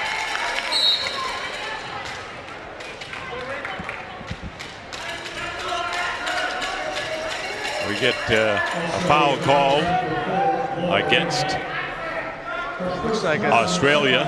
Sub in, Fuller in for Navy. Laura Reynal with the foul. Cho to come out of the game, and it's going to be an inbound from Kayla Saska.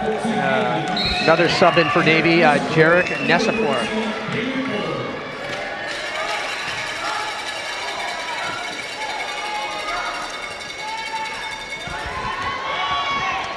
An unfortunate error there for Team Navy. Something to watch too. Watch just the intensity, the speed. It's relentless from Saska.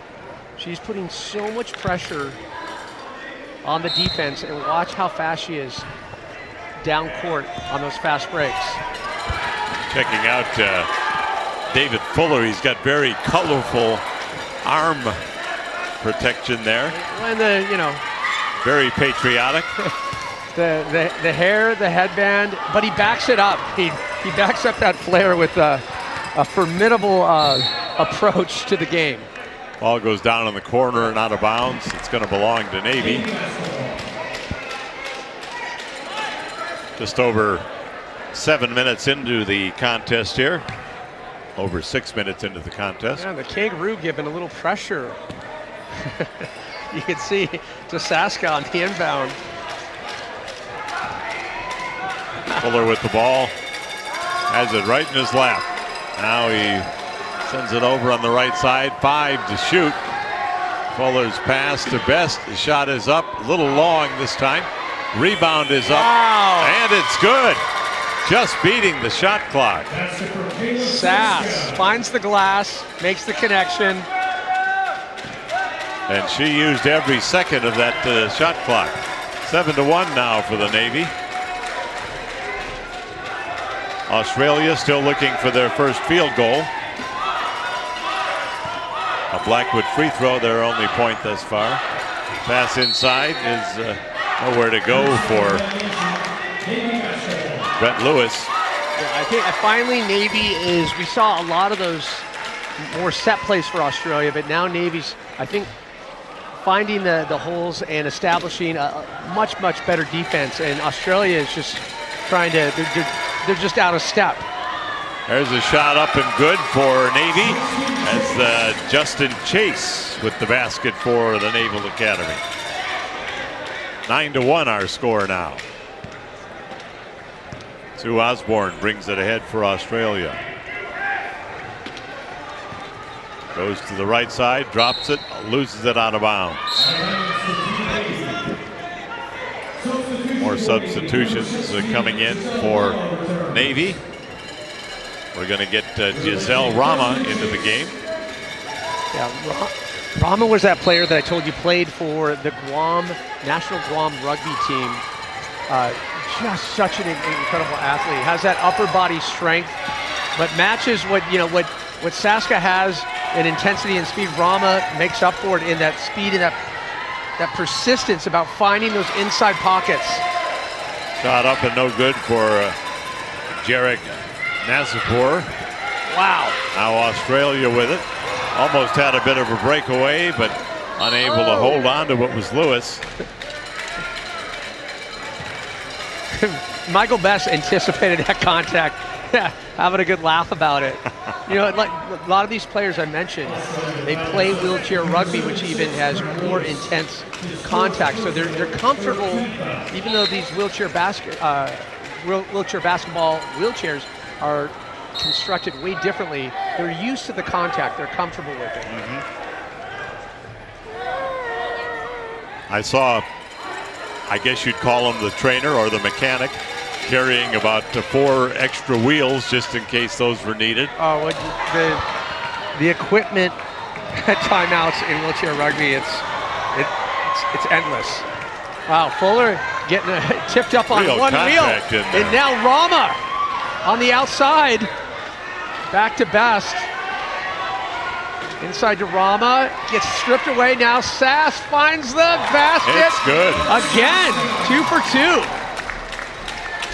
3 people involved getting that ball from the 3-point line down to close to the basket. Yeah, and I love what I'm seeing too between Cooper Blackwood and Sass. She is all over the court, but a lot of pressure.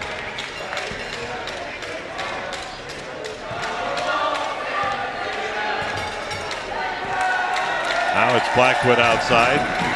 Maybe clogging up the middle, not giving them much room there. Yeah, and Australia needs to find something right now. Maybe something other than that, unfortunately. Way short. Once again up against the shot clock. But we saw when they were doing in the previous game, they were trying to find that initial rhythm, and it was like setting up the screen, posting up, and just taking a nice basic shot, not too deep, not too far out of the perimeter. We're getting a couple of substitutions. Jack Christie coming in along with Laura Raynell for Australia. And here comes the Navy. The colorful arms of David Fuller. Oh, and Tried to get it to Rama she's probably about just an inch away from that errant pass.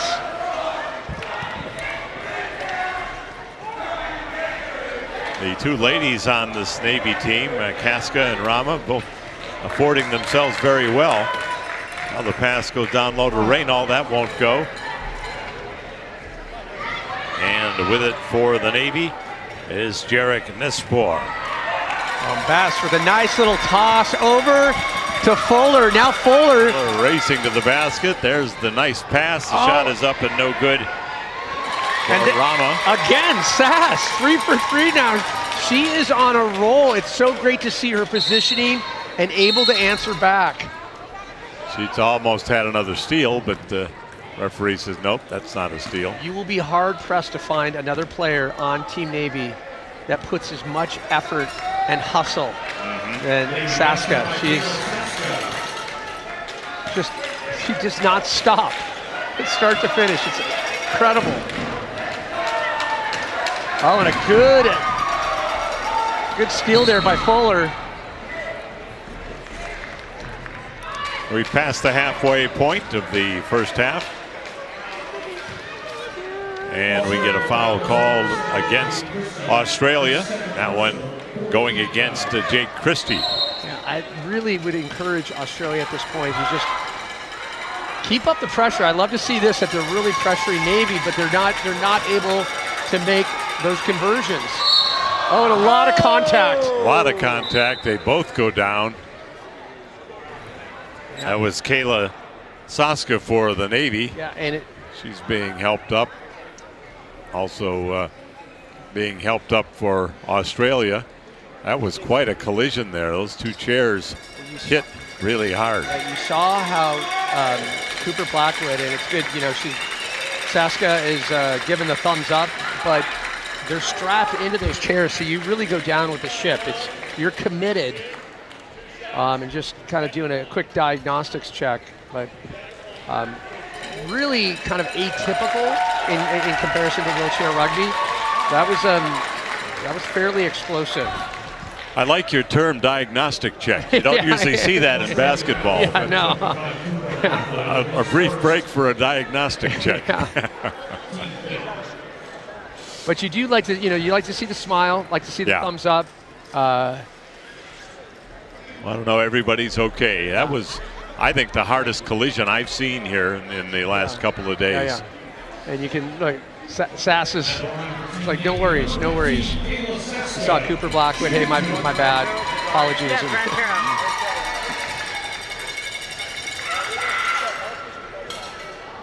Not no good, off the back of the rim. Then if they get an offensive rebound, we move down the corner. So Kayla Saska. Second shot, a little too strong off to the right, but the rebound goes to Fuller. He can't get it to go. Now. Ball is still loose, and finally corralled by Best. Best sends it down to Fuller on the right side. Fuller's shot is partially deflected, and coming ahead is Blackwood. A lot of opportunities for Navy on that. Should have connected on one of them. Blackwood had Smythe on his left.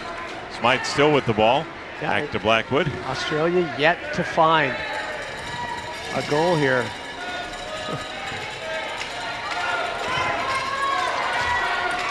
There's Blackwood, shot up, won't go. Right into the arms of Bass. I mean, Michael Scott here. He almost could call for a fair catch on that. Now ahead for the Navy comes Nespor. Shot is up. We get a whistle and a timeout call. Timeout for Australia. Yeah, Australia, it's a variety of things, but in terms of just taking a breath and really trying to find at least one set play, we have yet to find one basket other than the free throw that they got. Something has to be sorted. Let's take a look at the brackets now as we see we're anticipating a great game coming up right after this one between the Marine Corps and the Air Force. The Air Force has not lost as of yet. Yeah, and so what's exciting about this too, it has gold medal implications. This is going to be the biggest game of the day, and you're going to see a level of play you have yet to see in terms of the broadcast. We've seen Air Force, the games that have gone down, but such an incredible team that has such a rhythm and a flow. Unstoppable. We'll have to see if Sturgis and Team Marine Corps have what it takes to disrupt the flow of Air Force. As you see, tomorrow night it'll be the bronze medal game at 6 o'clock, and then the gold medal game at 7:30. So, medal round coming up tomorrow night. And again, the Australian fans undeterred by what they see on the scoreboard. Yes. They're having a good time over there. Absolutely. And back to action. See if they can get that first field goal. Yeah, let's see if the discussion during that timeout able to come up with something. Nice little pass to the inside. Just need to find those shots. Chu with the ball now for Navy. Looking for some help. He's tied up there. And Jake Christie. We've got a foul called on Christie. Yeah, you can see that connection between the chairs. Jake Christie coming in a little too hungry. 30-second shot clock reset. Just over 8 minutes left in our first half. Chu with the ball, but he's tied up by a couple of Australians, and down he goes. So another thing that they try to be careful. These chairs not as impactful with making connection with the floor, but you'll see during wheelchair rugby, they'll bring out the carpet.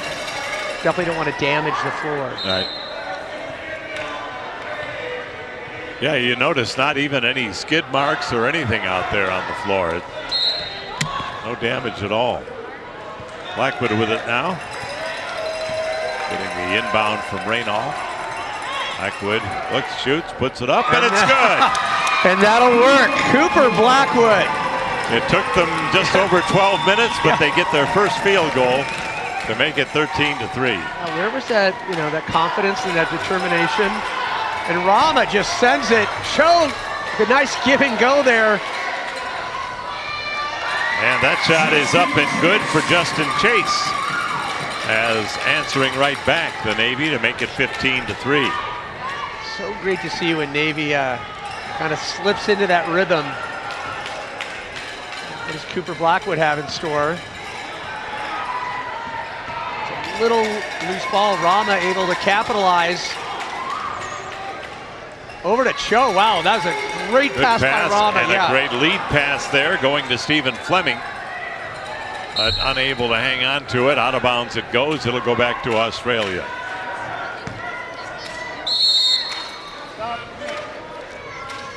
Yeah, 12-point deficit for Australia. Really can't rely on Cooper Blackwood just to be making those shots consistently. They have to find those plays that are on the inside, getting under the basket, higher percentage. Try to find any set play that can penetrate this Navy defense. I mean, Navy is putting up a blockade right now. Good analogy, a Navy blockade. I'll try to keep the maritime references. There's another one for Blackwood. Yeah. He now has all 7 of the points for Australia. And Ohlert, high gear, a lot of pressure on Rama. Could say all 5 of the points for Australia. He's got 2 field goals and a free throw. So not a huge gap, now a 10-point gap. We've seen We've seen way bigger deficits before, and we've seen teams come back from more than 10. You know, you cover NBA, it's, you know, that's a very elastic number. Oh yeah, absolutely. Traditional basketball, you'll see that in a minute or so. In 2 commercial breaks. Yeah. There's Blackwood with it. He tries again. He got another one. The basket is good for Cooper Blackwood. What? And now a 15-7 ball game as Australia hosting a comeback. That magic Blackwood touch, nothing but net, takes a little breath and just sinks it. Wow. Well, the 2 ladies are going to change positions now for the Navy as into the game comes Kayla Raska.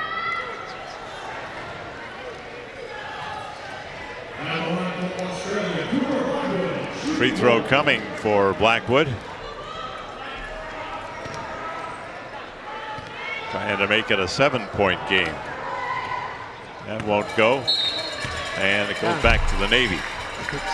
It's crazy to think after watching him just go, you know, back to back on 3 shots from the outside, and then to miss on the free throw. Yeah. Not typical. Here comes Cho ahead for the Navy. Cho dreams to the 3-point line. Now the pass goes left side, and the shot is up, and it's good. That is such smart play there.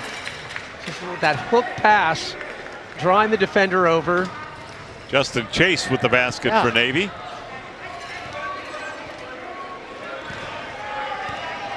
Blackwood brings the ball ahead. He's got all 7 of the Australian points thus far. Looks for an opening.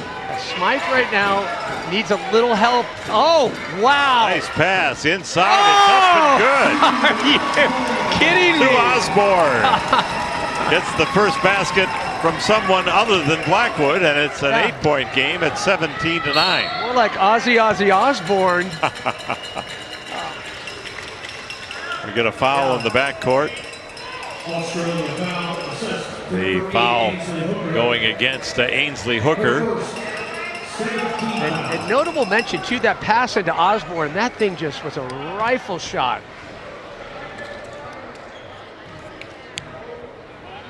Cho is going to shoot a free throw. And Saska doing the audibles. No. She knows the position. Navy very, very calculated with all their positioning on court.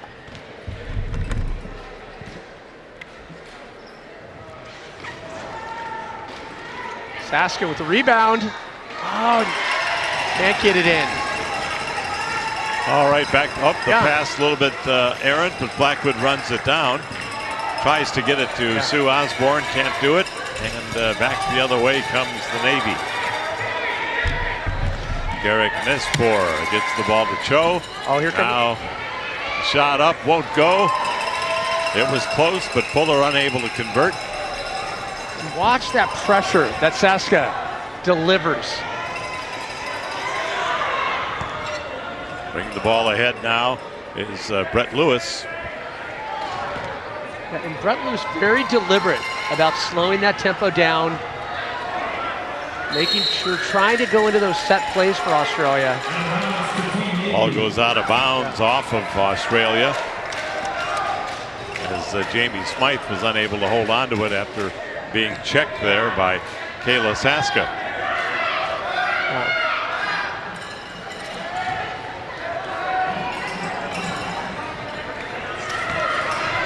Sass will inbound. And this is where Navy really shines. Go with it. Runs into some traffic. Looking for Saska. Saska sets a pick. Cho has an open path. And he's shut off as he goes towards the lane. The shot is up and good. Basket good for Jarek Nespor. You saw just the release on that. He perfectly timed that. He was getting that pressure by Cooper. Way to be patient on the shot. 3.5 to go here in the first half. Oh, nice bounce pass over to Osborne. Just past the wheel. Now, Brett Lewis coming in hot there, almost got tipped over. Shot is too long by Australia's Smythe. The rebound up no good. And one more time, that is good. That'll work for Lewis. He likes that. It is good for Brett Lewis. And it's a 19-11 game. I love what I'm seeing too by Lewis, applying a little pressure to the likes of Fuller. Wow, lots of contact there. Sass was able to get the flick off. Australia in double figures for the first time in the tournament. Yeah, love to see that as We're well. up to 11. Got some substitutions now coming in for Navy is Giselle Rama. Also coming in for Navy is Levi Moore. Yeah, Levi Moore, one of the standout players too for Team Navy. Expect a lot from Levi. Actually, set the plays as well as finish them.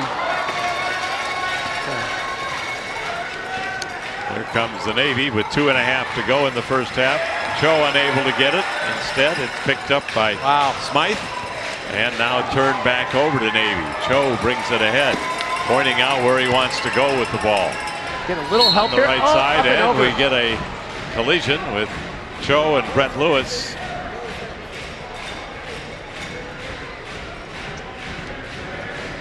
But had it not been for that contact, I would say Levi Moore was in perfect position.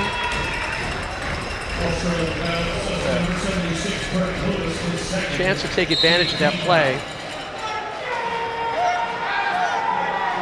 Getting a substitution now for Australia, and that is Alex Hale coming into the game.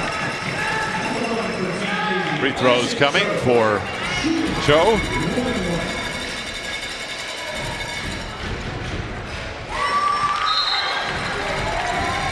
Cho.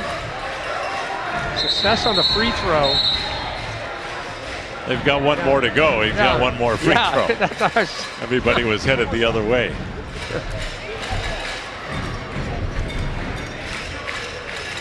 He's like, sure, I'll take another.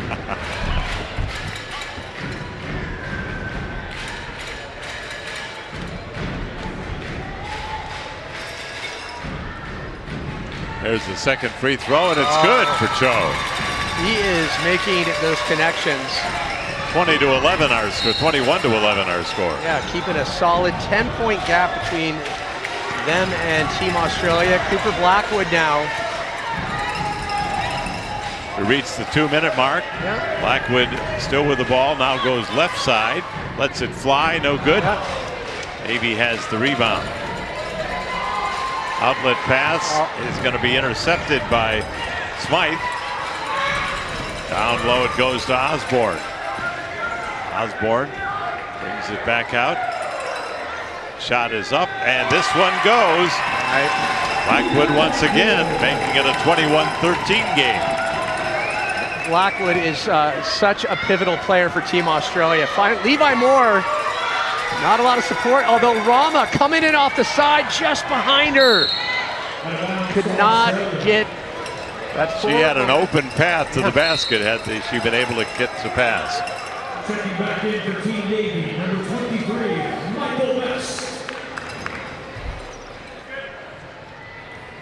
Coming back in for Navy in a substitution, Michael Best for the final minute 15 of this first half. Here's Blackwood trying the right side now. He's been the scoring punch for Australia. The pass is in, but it won't count as a foul called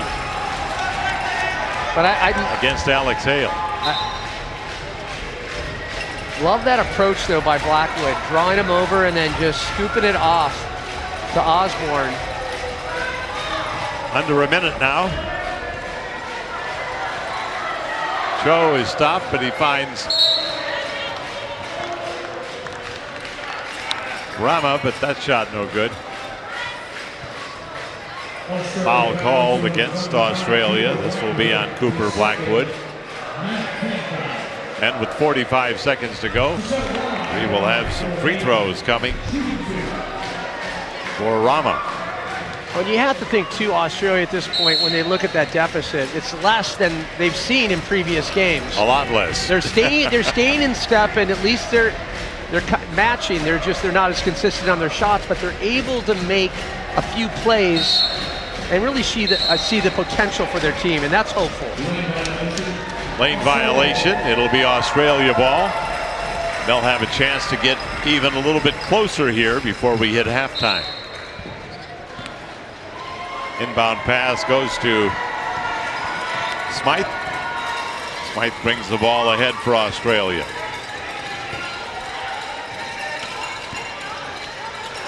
Brings it back outside to Blackwood.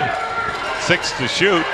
Shot clock winding down. Osborne's going to have to unload. It's no good, but a foul is called.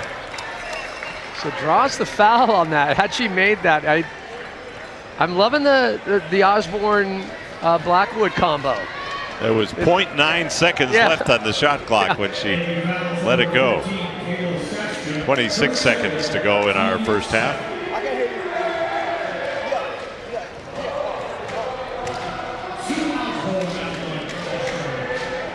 Shot is up, no good.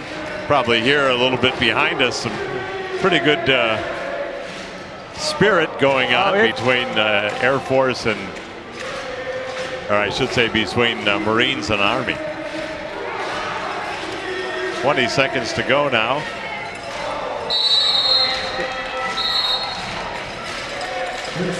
It'll be Navy ball. And that's the great thing about Michael Best, that wingspan. He's able to grab so many balls out of the air. Here comes Rama. Got to beat the clock down to 10. Rama does a spin move, looking for the shot. Shot is short. Australia with the rebound. Smythe has it. Gets it to Sue Osborne, and that's going to do it for the first half. Our score 21-13 in favor of Navy. Well, seeing those numbers, Paul, I'm actually happy with what I'm seeing.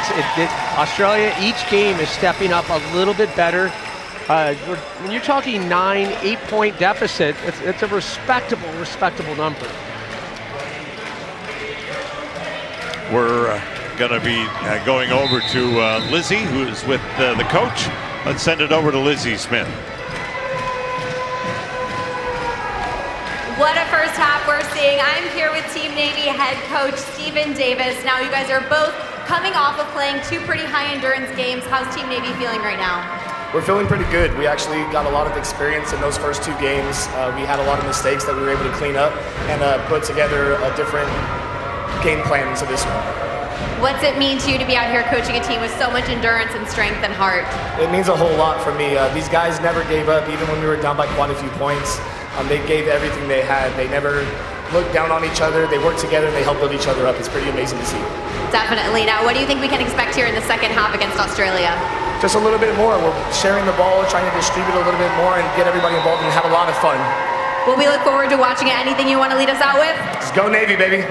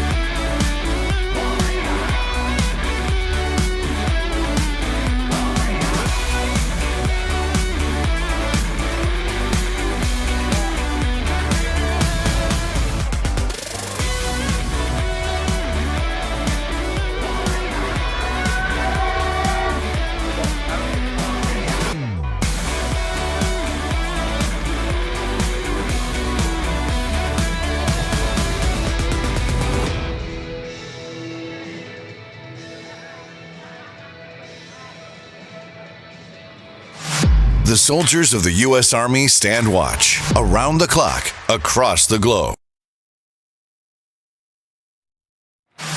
The soldiers of the U.S. Army stand watch around the clock, across the globe.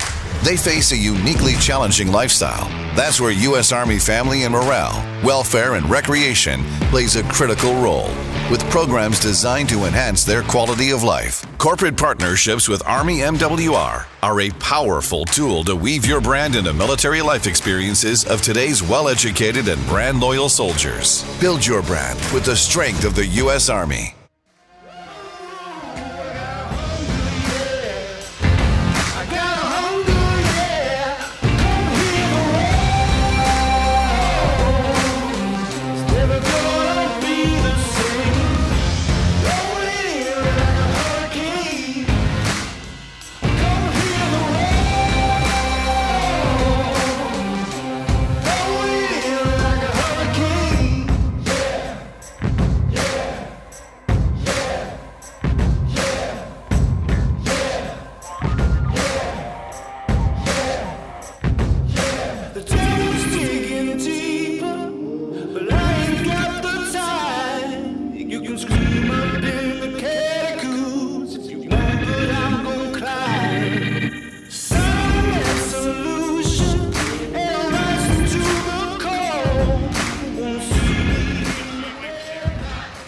Well, Pat and I have had a chance to take in some real spirit here during the halftime from not only this court, but the court behind us with Air Force and Navy and everyone else. Well, the energy is electric. They're playing a little AC/DC for the fans, but let's talk about Navy's ability to rack up the points and really dominate this Australian team early on. The passing with Cho and Saska just on point.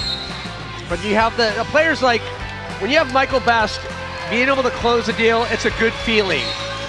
And just Australia could not find their flow. But talk about the hustle of Saska. It's unrivaled. Hands down, puts more hustle on the floor than any other player on Team Navy. But she backs it up too. She went 3 for 3 on those shots. So great to see. And it was Cooper Blackwood that found the flow for Team Australia. It took a while, did it not? Well, Paul LeBlanc's music has really got everybody fired up here. He's playing the tunes, and two courts are celebrating while they're getting ready for second half action. You know, Paul, it's part nightclub, part Warrior Games, all rolled into one. Lots of spirit, and you can feel it. It's a palpable electricity here, as this game doesn't have gold medal consequences, but nonetheless, you want to see Australia claw back and really challenge Team Navy. They'd love to see just leave this tournament with a strong finish. Chance to really feel good about themselves as they head back to the other side of the earth. Shot is up and good for Levi Moore. Navy, Levi Moore. Yeah, and he's one of those players too, like Michael Best, for Team Navy, has that wingspan. Always expect to see him under the board, just scooping the ball out of the sky. Here comes Blackwood ahead now for Navy. Navy leading it by 10, 23-13. Blackwood looks at that Navy defense. His shot is up, won't go. And the rebound is corralled by Fuller for the Navy. Seeing some good pressure there by Osborne. Forcing Fuller to slow down. Oh, and Levi Moore Levi Moore's underneath again. And we're going to get a 3-second violation as Moore was parked under the basket there for a little bit too long. Great to see that hustle by Cooper Blackwood. There's Blackwood bringing it ahead. Over on the right side. He lets it go. Shot is no good, off the rim. Rebounded by Navy. So Blackwood a little out of step in the second half. Fighting to find that rhythm again. Raynal gets it over to Smythe. Or I should say to Christie. That won't go, and here comes Navy. And fouled on the play. David Fuller was fouled. Foul is going against Australia's Jamie Smythe. Yeah, Smythe came in a little too hot, and you saw that contact side to side. Has to be head on. It has, the intent matters with that connection. 2 minutes into the Yeah. second half. Saska Gets the ball to Saska. Saska's And- going to try it herself. She's got it off the glass. There it is. The Sass approach paying dividends again. It's a 25-13 game now. Just her tempo, her energy, it's so great to see. Definitely helps elevate the game for Team Navy. Australia starting to work the ball inside now. That one touches every part of the rim. It falls off. Yeah. And just not getting those opportunities. Australia can't make the shots. That's good. Yeah. That is good there for Navy. And that one going for Jarek Nespor. Make it a 27-13 game. We saw this from Nespor earlier in the first half, perfectly knowing how to stall up, set back, take the breath, make the shot.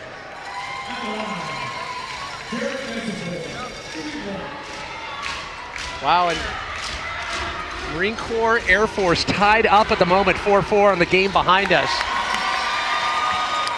That is a low-scoring affair. I've heard a lot of cheering, but not a lot of points. You know how I love to get clairvoyant, get my Nostradamus hat on. I mean, if Marine Corps took that game and upset Air Force, it would be the upset of the century.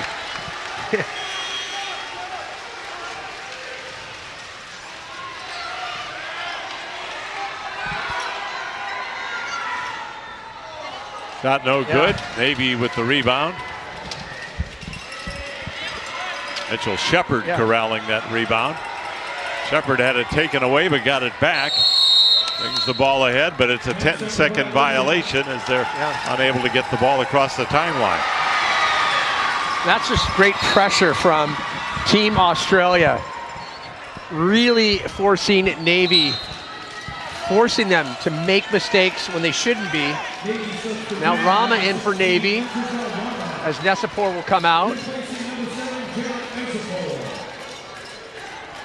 It'd be great to see Australia, just, shrink that deficit down to 5. It looked like they were on their way to do that, but they're just not making those basic shots. Blackwood with it. Leans back in his chair, finds Sue Osborne, or Reynal rather, and the shot no good. Christie couldn't convert as well. Past the 4-minute mark of the second half. Looks like going to get some subs coming in for Australia.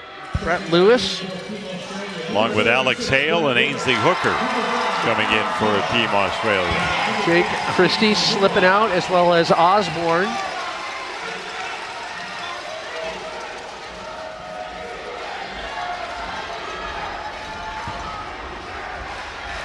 And just take note of the pressure, Australia, even on this inbound. A low-scoring affair on the court behind us, as there have been plenty of noise, a lot of fan support. We get a foul call now against Australia's Brett Lewis. Yeah, you saw that contact chair to chair. The angle that he came in. Yeah, totally different game over here, how it started between Navy and Australia. Navy really setting a good consistency with those shots early on, hovering right around 12, but I expected a little bit more out of second half with Navy. Australia's done a little better job at stemming the tide.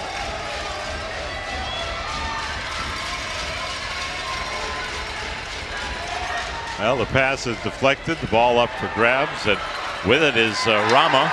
Oh, looking for Fuller, and Fuller gets caught up with Brett Lewis. Goes back to Australia. 15:35 to go in the game. A 15-point lead for the Navy over Australia. Both of these teams looking for their first win of the tournament.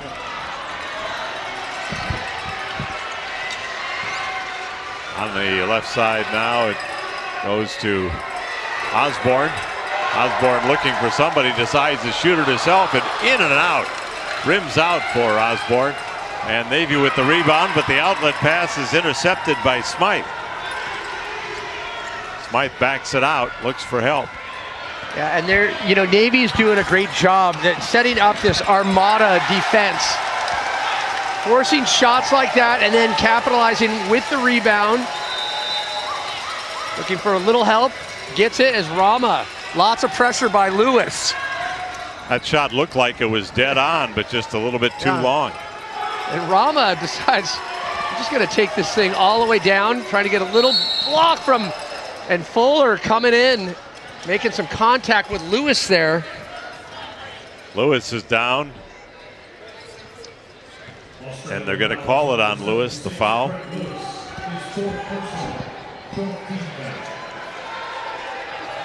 He flips that wheelchair around like it's nothing at all.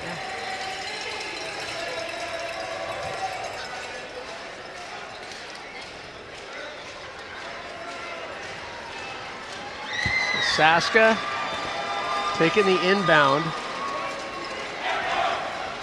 Waiting for Lewis to get settled back in. Yeah, and watch Nesapor under the hoop here. Won't be surprised if He's lurking under there. Yeah, you can. Trying to avoid the 3-second call. Yeah. There we go. They find him. You The can shot bet. is up. No good.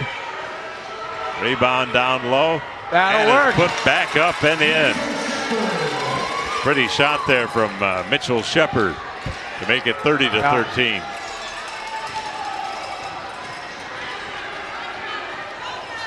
So yeah, now we're getting back into those 20-point deficits that Australia's unfortunately become accustomed to at this Warrior Games. There's the shot up. It won't go. Yeah, and these are Navy with the rebound. And these are shots, Paul, that we've seen Blackwood and the rest of the team, likes of Jay Chrissy, that they should be making.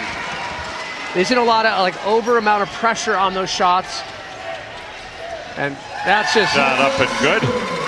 Just completely uncontested on that. That one going for Mitchell Shepard, 32-13. Blackwood brings it ahead. He's been very quiet here in the second half. Quiet and a little off. We saw that kind of flow that he was starting to find in the first half, but he's definitely off. Wonder if fatigue begins to be a factor here. Undoubtedly, it has to. There's a physical fatigue, but the mental component of playing this many games, this many sports, back to back, and you're on day 5, it 100% takes a toll physically and especially mentally. Good point that they are not just playing wheelchair basketball. That's one of several sports that they're participating in. Yeah.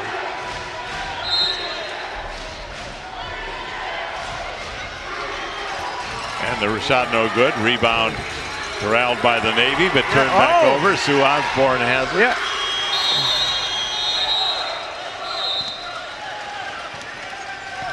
Ainsley Hooker with the ball there for Australia, but unable to hold on to it. Behind the back pass, but it goes astray. And Hooker brings the ball ahead. That was a great to Blackwood. Yeah, great idea there. Rama gets that errant pass. And Ainsley Hooker just swats it out of the hand of Rama there. Return to sender. Ladies mixing it up a little bit out there. Oh, you love to see that big paw approach. Yeah. Now Rama on offense. She's got a breakaway if she hurries. No, she finds the open man. It's up and good. And pass by Rama, and converting on it for Navy is Mitchell Shepard. Mitchell Shepard, that is the third. He's 3 for 3. He is on a flow.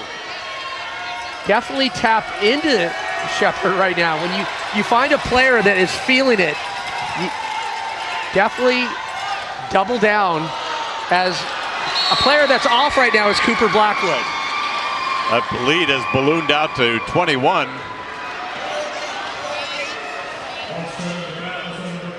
Foul is called on Hooker for Australia. Just over 12 minutes to go now. Fuller with the ball. They try and hem him in. He's looking for an outlet. The pass is intercepted by Blackwood. Blackwood brings it ahead on the right. Circles back, pass is no good, and rebounded by Fuller. Fuller gets the outlet pass ahead. Now a breakaway for Navy. Roska's all by herself down there. When you can see Bess was worried about that back and forth there, right at midcourt. Couldn't completely commit to it.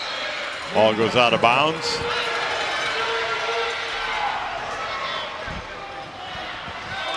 Stops the clock with 11:28 to go.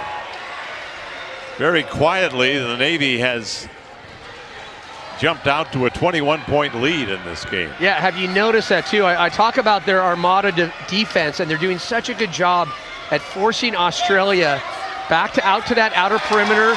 And when Cooper Blackwood isn't making those shots, they're not getting points.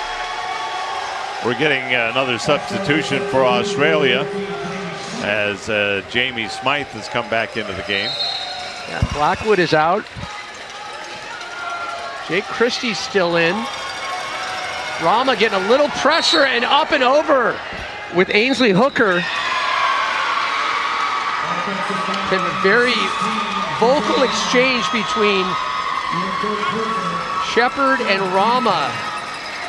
Fired up right now.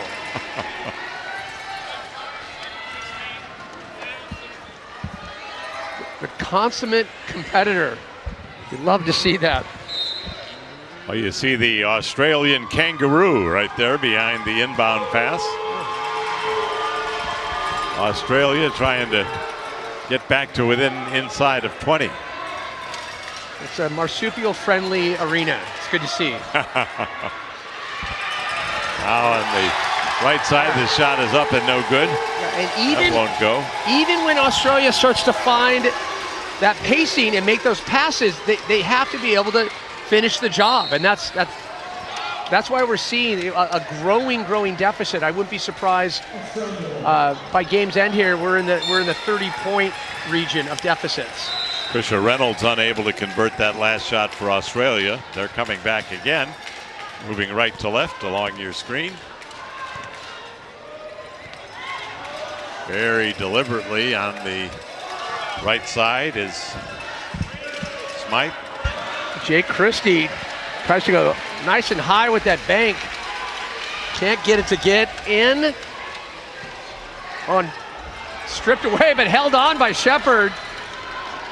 Takes it all the way in. Says, why not just get the... Shepard has been hot here in the second half.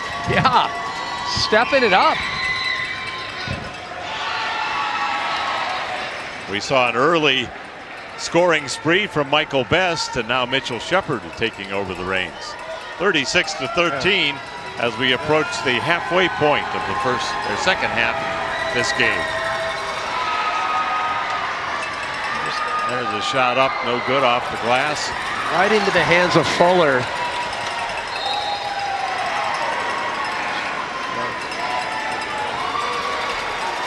Wow. Marine Corps trailing Team Air Force 12-8 with 3:47 to go in the first half. Yeah, we'll keep you abreast. I'm really going to be watching that point spread between Marine Corps and Air Force. I was utterly the top two teams in the rankings. Yeah, and I was utterly surprised though. It was, early on for Air Force is really known. They come out, they swing the hammers right at the first tip-off. We're getting a free throw now for the Navy's Mitchell Shepard, who has shot very well from the field. See how he converts on this free throw. He banks it in off the glass. Notice too, Pat, that you see a lot more bank shots in wheelchair basketball. They really use that glass to their advantage. When you talk about the angles and the positioning, for sure, you can understand why. But it's tough when you have that pressure, like with a team like Navy, as dialed as you are with your bank shots, they're not going to go in when you're forced to rush it. Pass comes ahead to Hooker. Hooker over on the right side, and the pass inside is blocked away.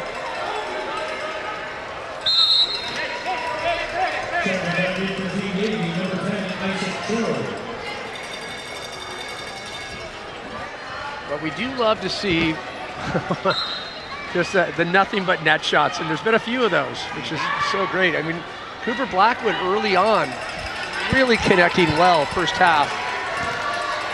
Pass comes ahead to Cho. Cho looks for an open man, finds Fuller. his open man Fuller, but unable to convert. Australia with it now. Oh, a great D right there. Michael Best just once again throws up the Navy blockade. But you look at Michael Best, his size. I mean, he is an aircraft carrier for this team. Absolutely. Now Saska. Looks like a rugby player. Yeah, you're right. Best with the ball now. Down to Cho.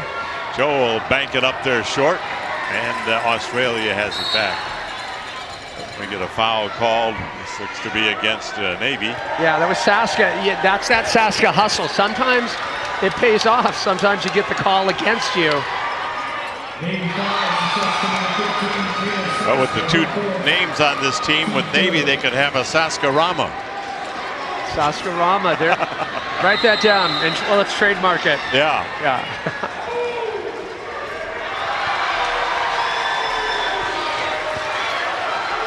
We're going to get a whole new line coming in for Australia momentarily. Yeah. That'll be on the next dead ball. Shot is up and no good. Fuller has the rebound, has some competition for it, and a foul is called. Yeah, and also in Australia's defense, there are a lot of the shots that should be going in that aren't. Yeah, just like yesterday, they had a whole bunch of shots that rimmed around, hit every part of the rim, and came out. As the late, great Chick Hearn would say, a lot of in-and-out heartbreakers. Yeah, that's for sure.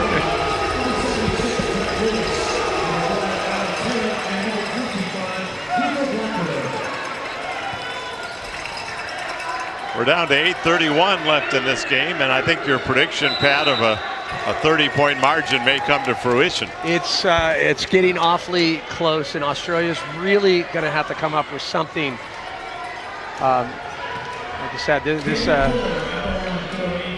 the high tide is coming in, and they just can't stop it.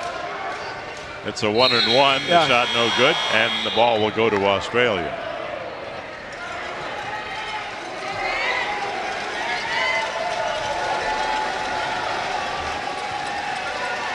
Laura Reynal with the inbound. Blackwood back in. It's been so reliant on him too. If he's making the connections, he's showing the confidence. He's making these shots, and a little bit tougher when you have a guy like Fuller all over you. But great when the teammate can. Reynal puts it up and in. Finish the job for you.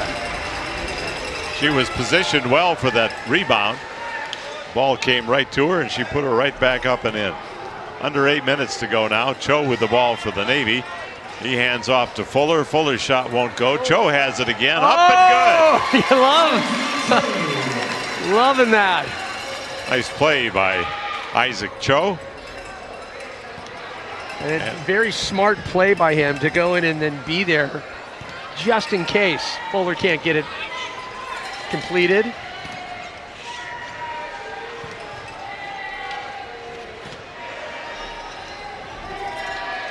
Posting up again. Blackwood shot won't go.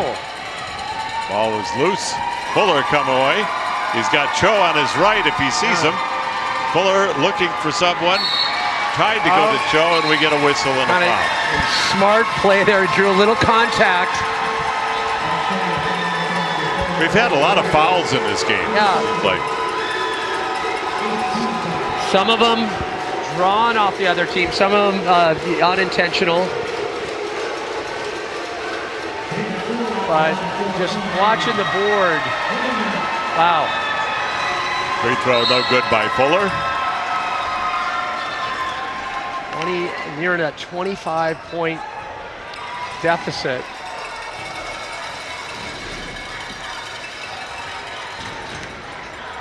Blackwood just a little wrinkle in his game this second half. Yeah. Well, one thing for Australia, that this is their highest point total. Yeah. Highest point output. Looks like we got a jump ball called here. Well, yeah, I think the real salt in the wound was that game where they didn't score the entire second half. Yeah. I mean, if anything is going to sting, it's a it's a half like that. Yeah, and only 4 points the entire game. Yeah. So a much better offensive output today.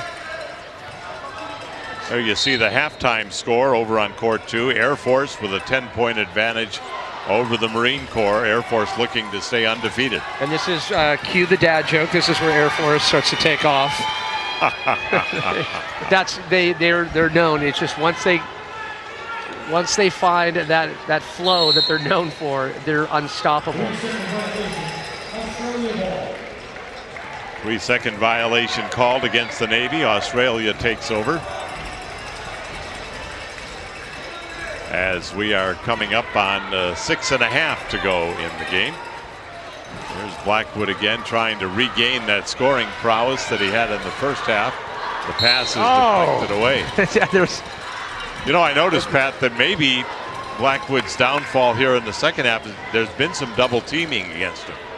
Navy has put a couple of players on. I think there's that factor, the physical and mental kind of wear and tear that's coming into it. But when you have, when you have a player like Saska that just doesn't relent. Still, the D has not subsided by Team Navy, and I think that's playing a lot into it. And you throw in the physical and mental on top of it. It shows up on the lack of points. Shot off the rim, no good by Blackwood. The rebound put back up, no good. And it goes to the Navy. 6 minutes to go in our contest here. Rama all alone, unchallenged. Blackwood comes in. Shot no good by Rama. And grabbing the rebound there for Australia was Brett Lewis. Now it's Blackwood. Rama has her eye on him. The pass, shot, no good. Rebound, no! Tough break there for Laura Raynell. And it's so disappointing for Australia, especially when you have those repeat opportunities and they're missing them one after the other.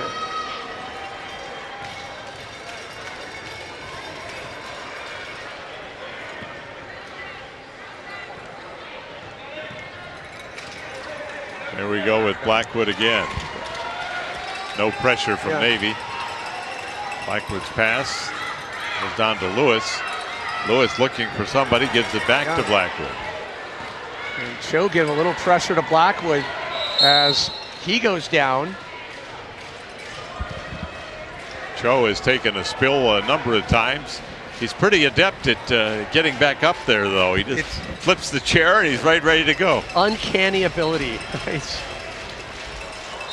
really strong in the upper body.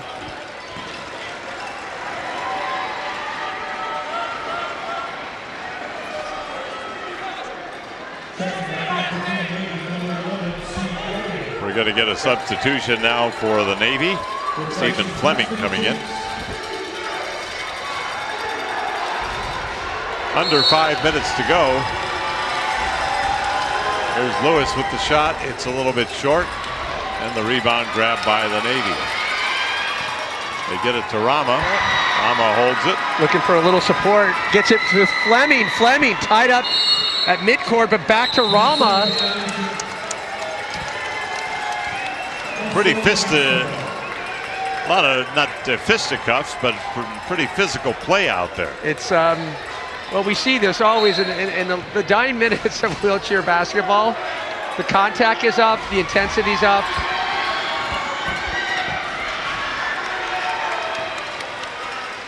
Blackwood with the ball, about 15 feet away. He finds an open. And Rama loses the handle, tries to stay with it, but it's blocked up with Blackwood.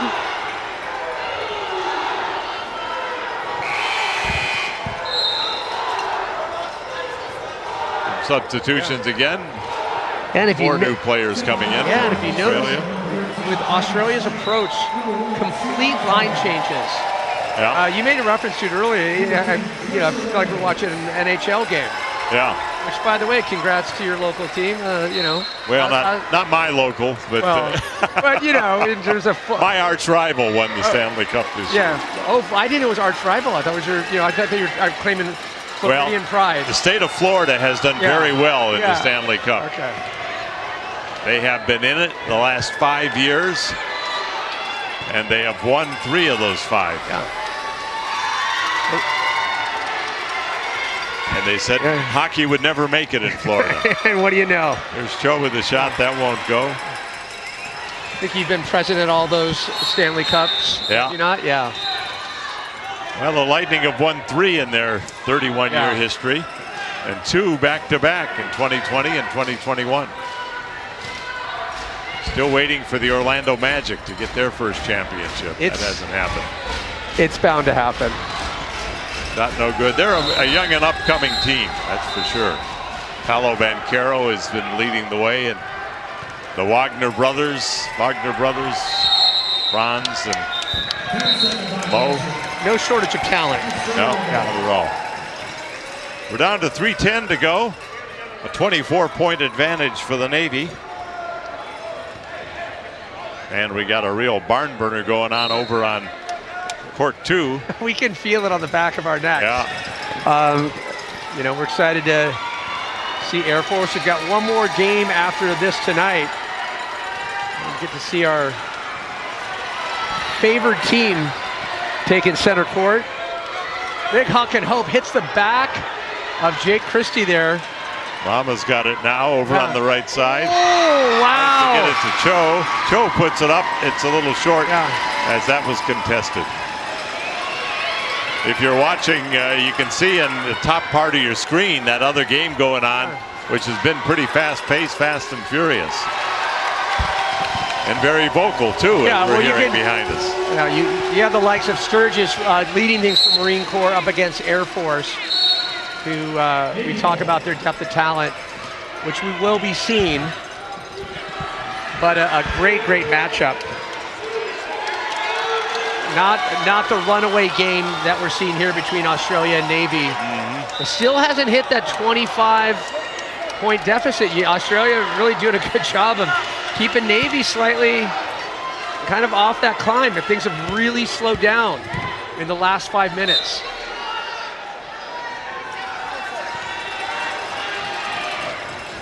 Well, we're approaching the 2-minute mark remaining here in the ball game. Ball is knocked loose.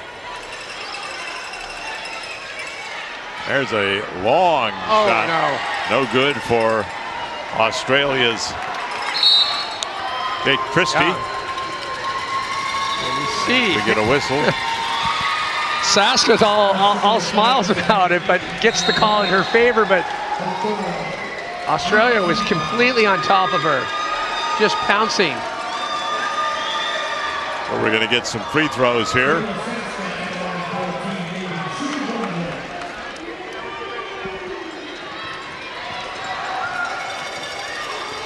That's Saska at the free throw line.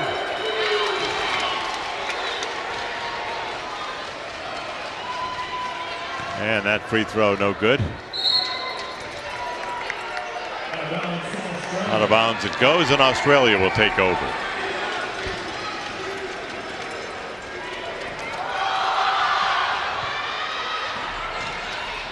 Not real often that you see a free throw go out of bounds, but that happens here in wheelchair basketball. All right, here we go. Ball is loose.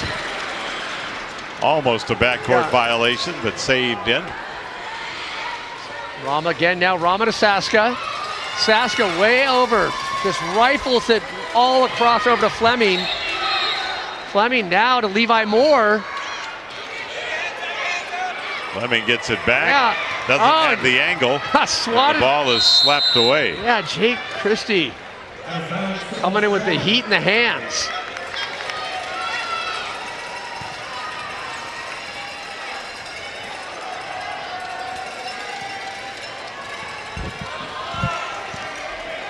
Minute 25 remaining in our game. Smythe with the ball on the right side. He lets it fly. That's a little short.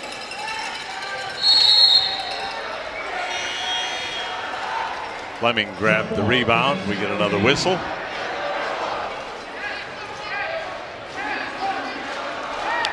And I'm curious. I've been waiting to see that 25-point threshold, and we've been hovering at 15:39 now for a while. Solid 5 minutes. Right to Levi Moore, over to Cho. Cho brings it ahead on the right side. Some players to work with here. There's the pass down inside, shot no good. Rebound is up, that's too strong. And the second rebound is good for Mitchell Best. Michael Best with the basket there. So yeah. Correction, that was Levi Moore. Yeah, Levi Moore bringing it. Yes, over that 25-point threshold down with the last 40 seconds of this game. There's a shot off the mark from Australia. A rebound shot hits the rim. No. Rebound again, no good. And finally, Navy corrals it and brings it ahead to Cho. Navy taking their time. Over to Rama. Rama, nice and easy. Nice basket for Rama after a nice pass from Cho to set her up. Gets the soft bounce. Shot clock is turned off. We're inside of 20 seconds. And ahead on the right side, the shot no good. Gets his own rebound, comes right back to him. The next shot is well off to the left. Yeah. Nothing but air on that last shot.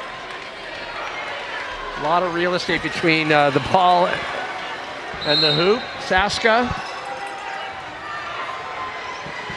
Maybe got to try one more time, but that's intercepted, and that will do it. That is our ball game, with the final score going to the Navy, 43-15 over Australia. But I guess the bright spot, Pat, for Australia, they got 15 points.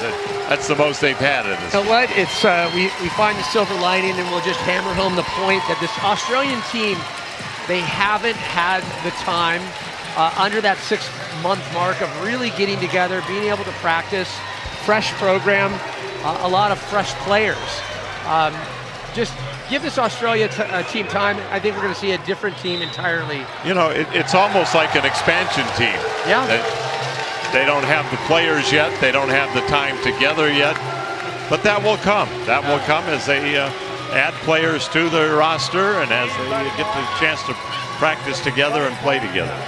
And this really illustrates, too, I can't say enough about the camaraderie and the respect all these athletes have for each other. They've served in all their respected branches, different forms of the military, and they really have this deep respect and camaraderie from one another. And it's very evident. You can feel it. And I love the fan support that we're seeing for Australia and for Navy. As all in all, a very spirited game, but a lot of fun. And I'm sure we're going to be getting a post-game interview from Lizzie Smith coming up in just a bit.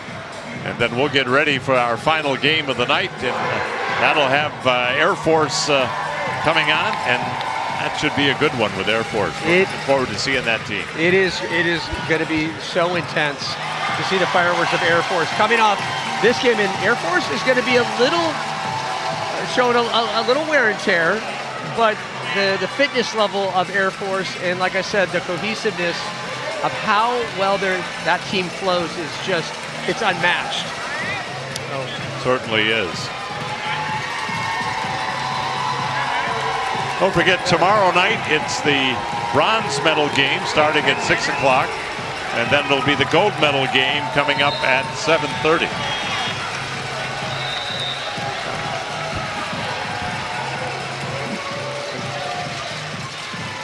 Let's send it over to Lizzie Smith as she has a post-game interview for us. How about that game? Team Navy absolutely dominating Team Australia. I've got Kayla Saskin here with me now. Your voice is a little shot. There was a lot of communication on the court today. Oh yeah, it's gone. It's absolutely gone. But it's a lot of communication. It's a new team, maybe like 1 to 2 returnees, and so just having that communication up and down the court and just helping each other out, maybe yelling a little bit, but it's just helping the team out. It was clear Team Navy was super hungry today. You guys obviously fought hard. What does it feel like to walk away with that victory? We came out hungry. We had the Marines 1 game ago, and everyone had their head up, and so we just had to bring that intensity and everything into the next game, and then just playing our own game, not playing down, not playing up, just playing our own, and then just giving it all we got. Well, great show, Sass. Thanks so much for your time. We'll let you go celebrate. And coming up shortly, SOCOM versus Army, getting into our bracket rounds to decide who will be competing tomorrow for the gold medal and who will be competing in our bronze medal games. Don't go anywhere. The soldiers of the U.S. Army stand watch around the clock, across the globe.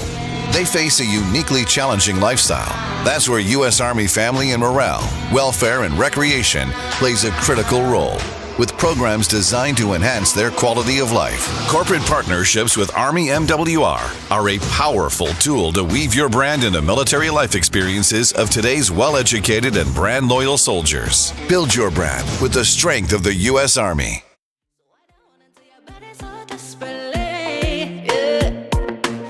Yeah, I know I'm just here to pass the time. Why you grinding up on my waistline? Yeah, I know that you don't really wanna be with me.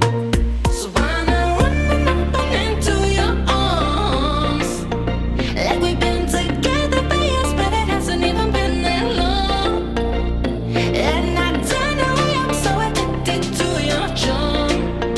When I know all that you want is for me to be on your arm. Got me making all the wrong decisions. Got me thinking the next time it gon' be different. I don't wanna be a new addition, but yeah, I'm my ignition. Got me making all the wrong decisions.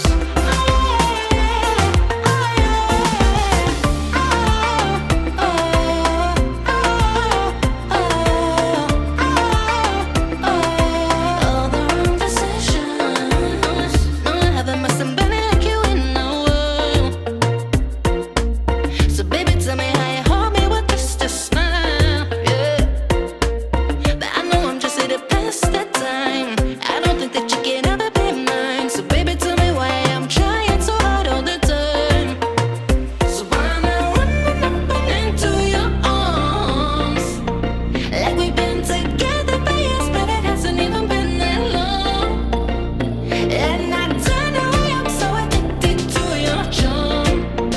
When I know all that you want is for me to be on your arm. Got me making all the wrong decisions. Got me thinking the next time it gon' be different. I don't wanna be a new addition, but yeah, I'm my ignition. Got me making all the wrong decisions.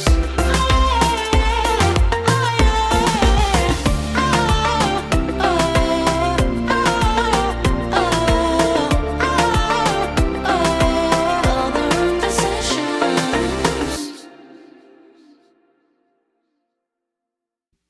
Because we all love music. We in this house. They call it house. But it's a love house, y'all. Because we all love music. We in this house. They call it house. But it's a love house, y'all.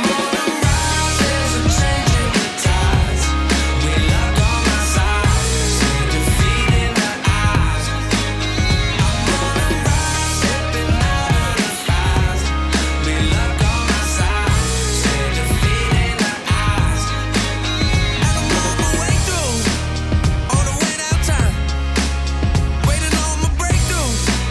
I'm going round and round. And I ain't ready to break rules.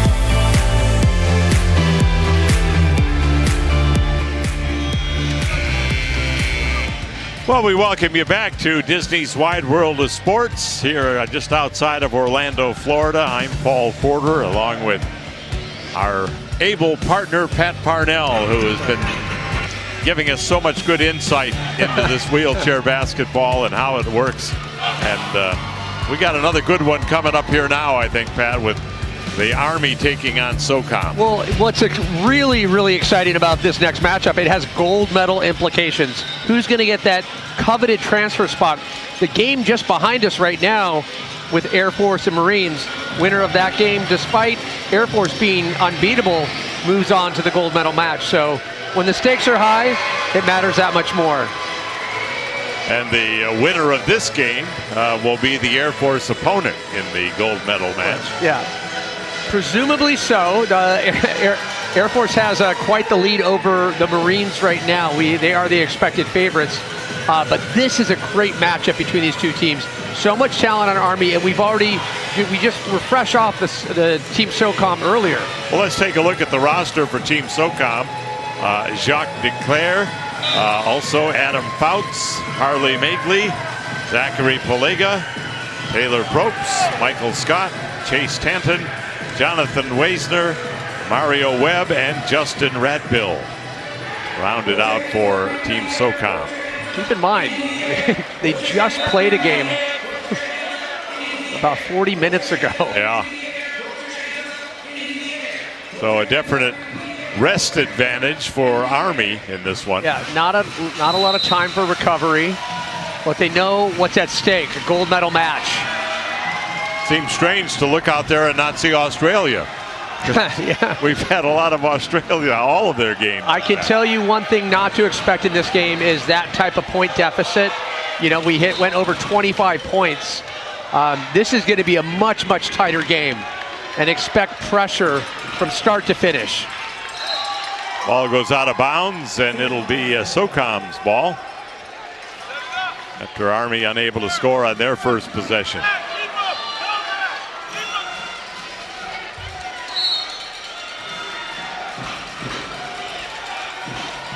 Chase Tatton with the ball. Chase Tatton get a little help there, but you can see just bottled up midcourt. Good pressure by Army. Palega just ran out of time. Able to get it off. And there we go. It's good. Yeah. Nice shot there by Taylor Probst. First points of the game, and they go to SOCOM. It's a 2-0 game. Like that little giveaway by Palega. Waits for it and then just nice little loft pass. Now let's see what Army can do on offense. This is their second possession of the game. Ball is knocked away, but we get a foul called. Yeah, not an easy thing to do with Abel Baez. He is one of the bigger in stature players, has a lot of that upper body strength, a lot of that, you know, that albatross, condor reach. We're going to get a couple of shots, a couple of free throws coming for Army, and it'll be Abel Baez taking the free throws.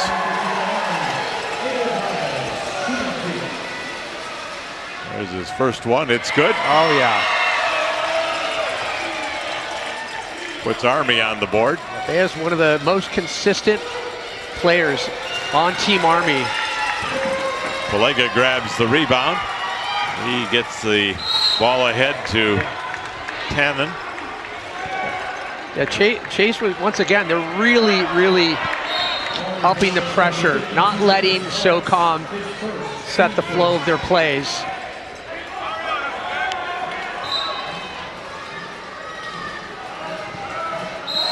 And here we go, and we get yet another foul call. This one will be against Army's Gerald Blakely. Yeah, you can see Blakely knew that he was coming in too hot for that.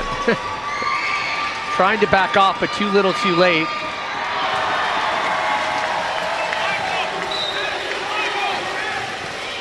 And you see what Army is doing. The fact that Chase Tanton had to rush that pass in. Now Baez.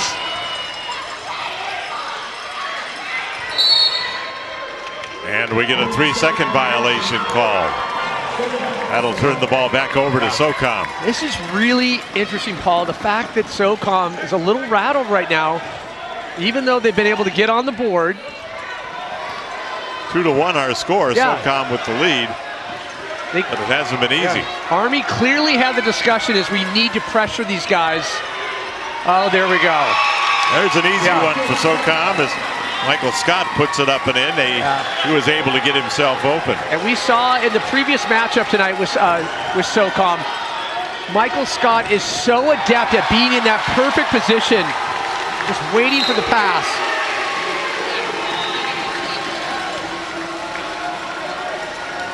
We're having to look around the SOCOM coach. He's positioned himself purely in our line of vision. Yeah. Baez pass inside. That's how it always works. Shot no good. Yeah. Difficult. SOCOM has the rebound. Chase Tanton now with 3 Army defenders.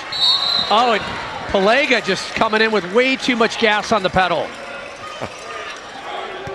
And speaking of the pedal, they'll get that pedal back up and get him back into the chair.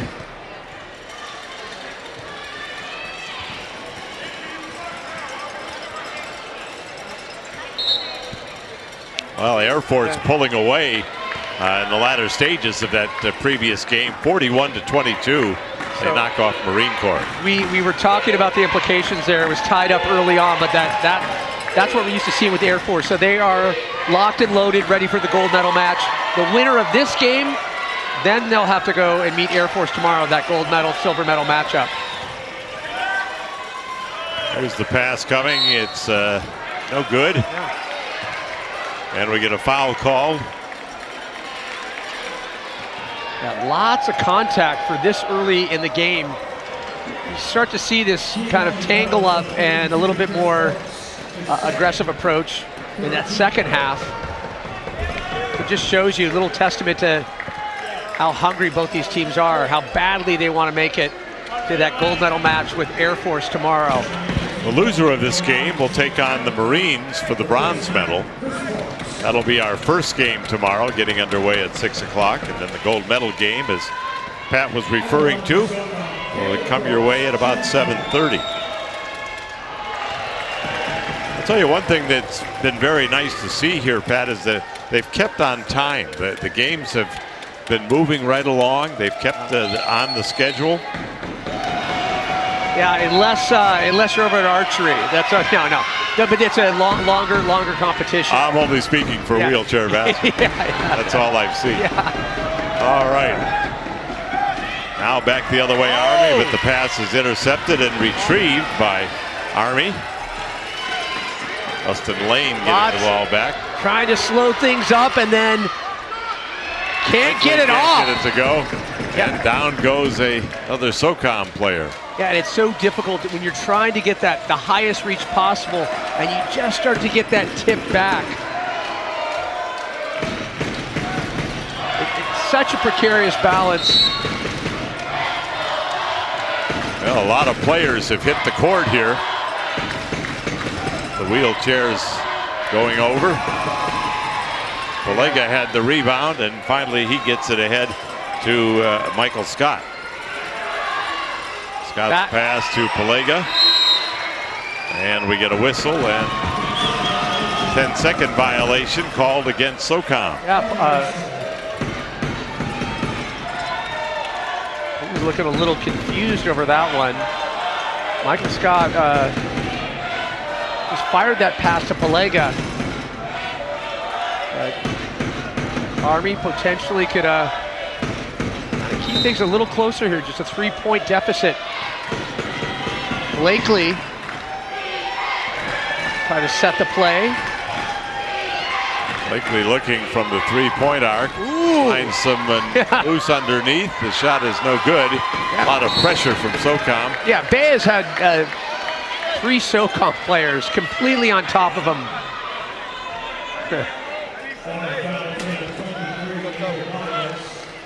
And a very spirited coach, Keith Wallace, out of Frankfort, Illinois, giving some words of wisdom to Chase Tanton there. We're going to get Derek Thompson into the game for Army. And Blakely to inbound the ball. Shot is up and good. Pretty shot there as taking the pass and shooting it all in one motion for Army. High Garlick. arc on that. Banked on the top of the backboard. And did you see that reach by Michael Scott? Then just quickly gets it Pelega. Pelega looking for a little help. You hear the coach calling for a pick. Pelega looking inside, down to 14 on the shot clock. That shot is up and good for SOCOM's Chase Tanton. Yeah, Chase Tanton with that ever so deft touch. Nice little spin on it. Just enough to get it to roll in. 6-3 our score. Favor of Army. Wow. Answering real quickly for Army was Lane. Justin Lane with the basket. Yeah, Lane answers back and he does it in a decisive fashion. SOCOM's lead trimmed to 1 now, 6-5. Great passing from SOCOM right now. We're start. Over on the right side, the ball is knocked loose. A battle for it. The race is won by Army. Garlick with it. Gets the ball to Thompson.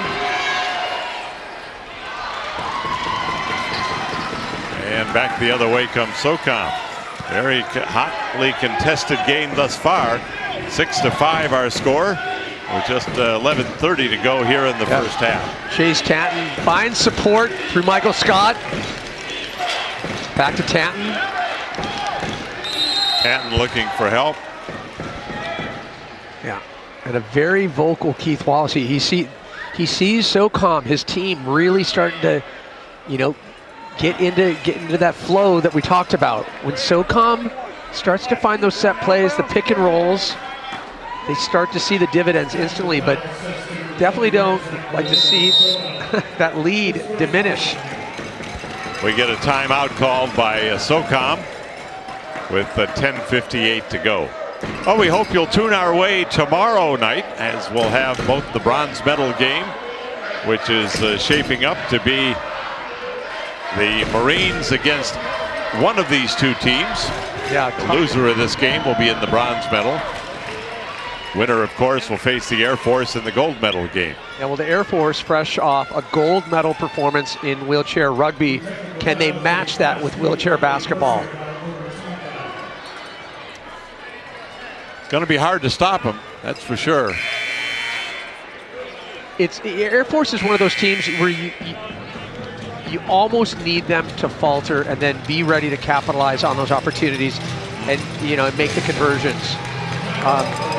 They are in such good form right now. A 41-22 win over the Marine Corps in a game that was really pretty close for the first half. Yeah, I was surprised when I heard that 4-4 tie, and then just Air Force once they start to take flight, they're impossible to catch. And I call it seamless substitution, whether it be wheelchair rugby or wheelchair basketball for Team Air Force. The depth of talent within their roster, it doesn't matter who you put in or when, it doesn't really even impact the flow of their game.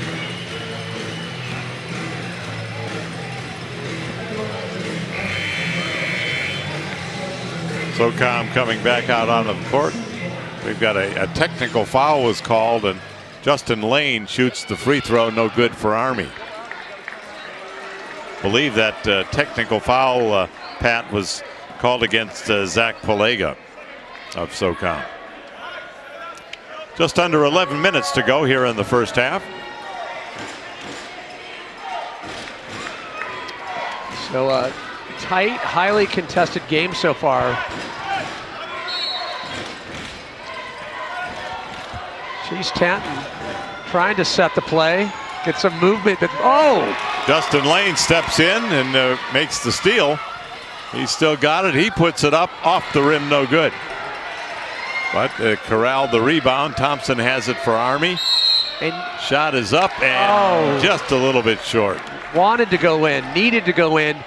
But do you see what Navy's doing midcourt? They're forcing those rush passes right at midcourt.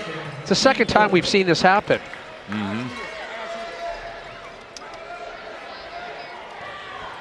We're going to get a couple of free throws here for Army's Gerald Blakely. First one is good. He's feeling loose. That ties the game at 6. And Blakely just misses the second one. It comes off the rim. And we've got a tie ball game. Oh, and he's Patton with it, and he's got an open man. Breaking is Michael Scott. Scott's shot is up and good.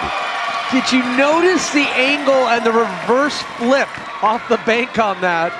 Quite an effort there from Scott. I mean, this is some wizardry right here. Warlock level. Now watch this, and then just bank that. Off the right hand, going the opposite direction. And a very difficult angle as well that he had to deal with. Now Thompson's got the ball out to Garlick for Army. There's the shot up. That won't go. Rebound up. Bounces in. Finally gets it. Gene Kalentak with the basket for Army as they regain the lead 8-6 over SOCOM.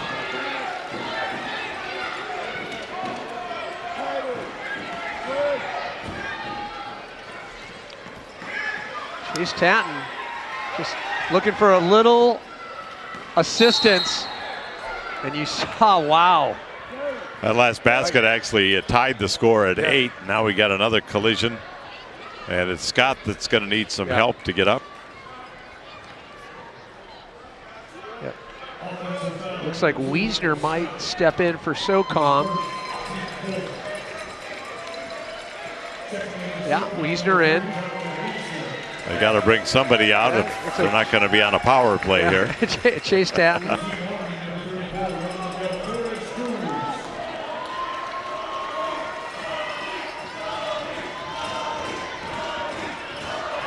And pressure has been somewhat equal. It's great to see both teams really pressuring both sides with a tie game. This shot is up and off the side of the backboard, but what a follow-up there, an attempt by Thompson, unable to get it. I mean, Pelega has it to Scott. Amazing that he can actually reach through the arms of Pelega, who has the ball now back over, looking for Scott, couldn't get to him. Shot no good. Army has the rebound. We're tied at 8. 8.5 to go here in the first half, and a collision here with Thompson and Scott. Thompson going down, taking the worst of it. And he is hurting a little bit with that right knee, trying to shake it off. Seems very unusual, Pat, to see someone jump out of a wheelchair and start jumping into the air to shake off. Well, you know, it for those that are new to wheelchair basketball at the Warrior Games, the different levels of impairment and classifications. Every team is different in terms of what players have what classification. You definitely have to follow the protocol and the guidelines. So you have all different types of impairment.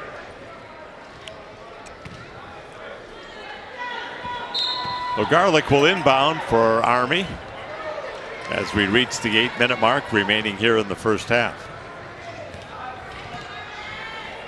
Garlick go with it. Wiesner, even in reverse, can have the pressure. Oh, and gets pass down low is battle for that one. Now Lane ends up with it. Justin Lane with the shot, no good. And SOCOM has the rebound. Wiesner was looking for Pelega. Got it over a little too early.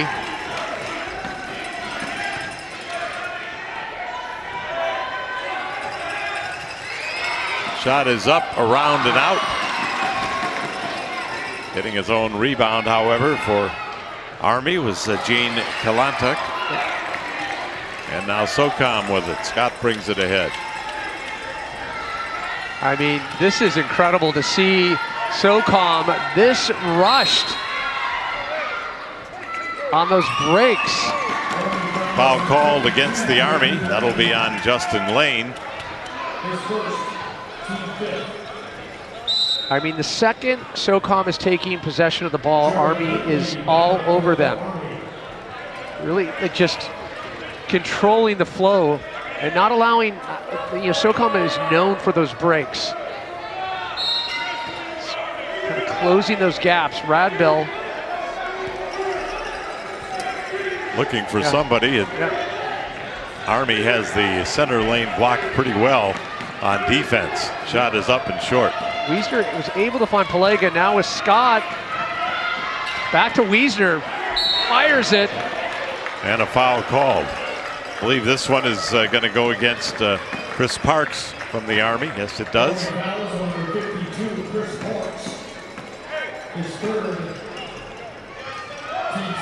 Getting a substitution now for the Army as Abel Baez comes back in.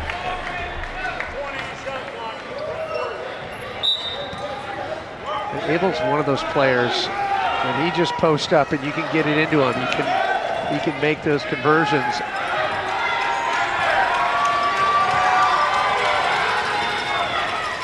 There's Garlick. Wow. Pass comes over. Shot is up and good.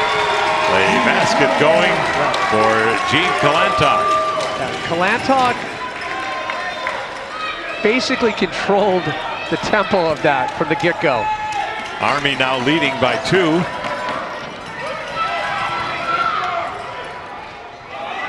Radbill stalls it up. Ooh! Yes, they tried to get it to Scott inside, but he was unable to get it. And it goes back to Army. 5 minutes remaining here in our first half. Very close, tightly contested game.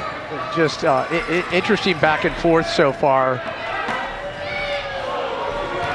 That was a 3-point effort for Garlick. He's got the ball back.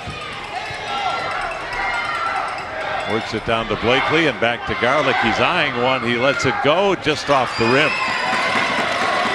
SOCOM looking to tie. Brings it back the other way. Pelega. Pass went ahead to Probst. Michael Scott was lucky to get that bounce off. Keeping possession with SOCOM. Looks like we got Justin Radbill will be coming out. Quick sub. And Meagley in for Radbill. We get a timeout call now by Army. They are talking things over as to what their strategy is going to be for the remaining 4 minutes of the half. Yeah, you see Blakely and Baez. They know what they're capable of. When Baez is in position, he's golden under the hoop. He's got that reach, he's got the angle, very, very confident, consistent shooter. What really amazes me though, how Army has really rattled and unsettled SOCOM's natural flow, those fast breaks that they're known for. And they bottled up underneath the basket too. Yeah. They've not allowed SOCOM to get a lot of easy baskets. They have forgotten some. Scott has broken away inside, but for the most part, they've done a good job on defense.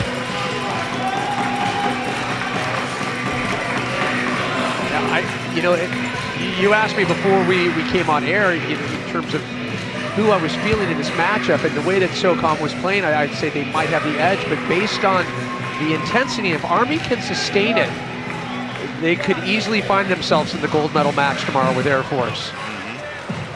This is all going to come down to sustainability, who can mentally and physically maintain this pace until the clock ends.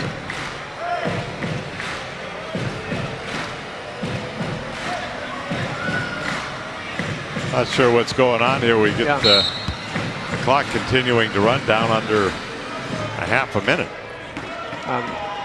Now they just reset it. Back to 4. Scott all tangled up. Baez getting right up in his grill. Won't go, however, and Army brings it ahead with a 2-point lead. This is Garlick with it. Pass down low. Baez goes out of bounds. Or Cruz off of him. And it's SOCOM's ball. Let's watch how much pressure Army's going to still apply here as SOCOM trying to move down. They beat the timeline. Yeah, now Wiesner trying to find some movement here and some opening. Michael Scott off to the right. Ow, fires it. Good effort, Yeah. but it wasn't quite connected to Probst underneath. Yeah, Blakely was there waiting for it. Now Garlick has it. It's the ball to Cruz. The shot rims out. And we get a whistle and a foul called, I believe.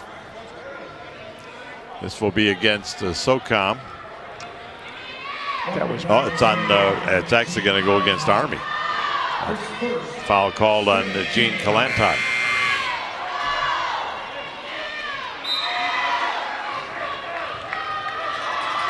you have to think too, just going into the half, the mental edge that gives you too, with just having any advantage point wise. I think SOCOM would be a little surprised should they be on the losing side.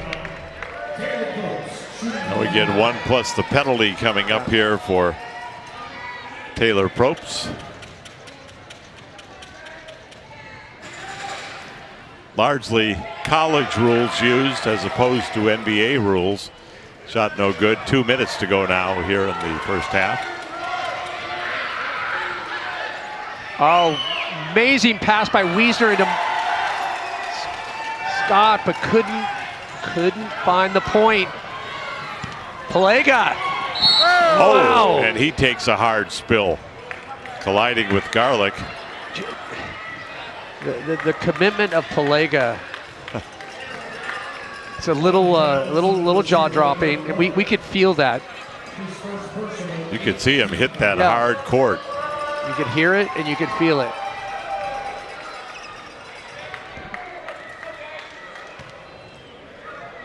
He's going to go to the free throw line now.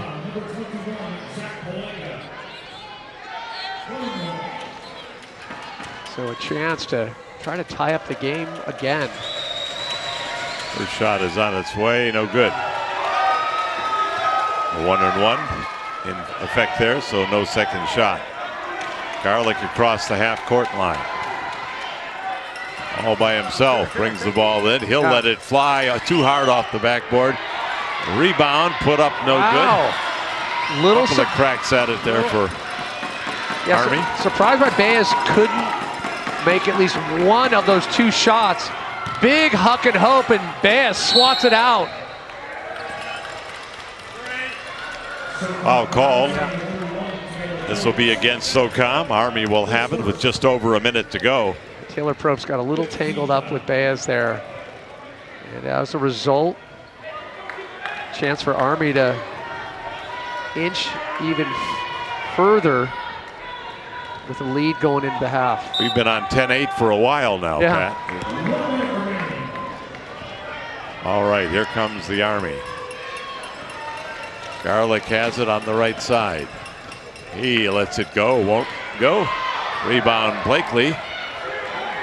Blakely's going to try it himself. Oh, and why not? Why not? I'll take some of that. Gerald Blakely with a nice shot from the side gives Army a 4-point lead. Now SOCOM in some traffic, gets it ahead.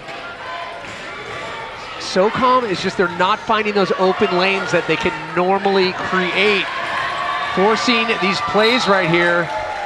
And now you have Army with possession again.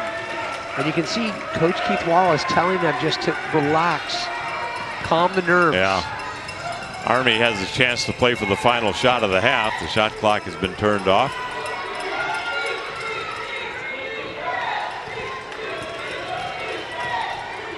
Garlick with the ball outside the 3-point arc. Gonna let the clock run a little bit and then wait for that shot into Baez. Baez. Shot is up, no.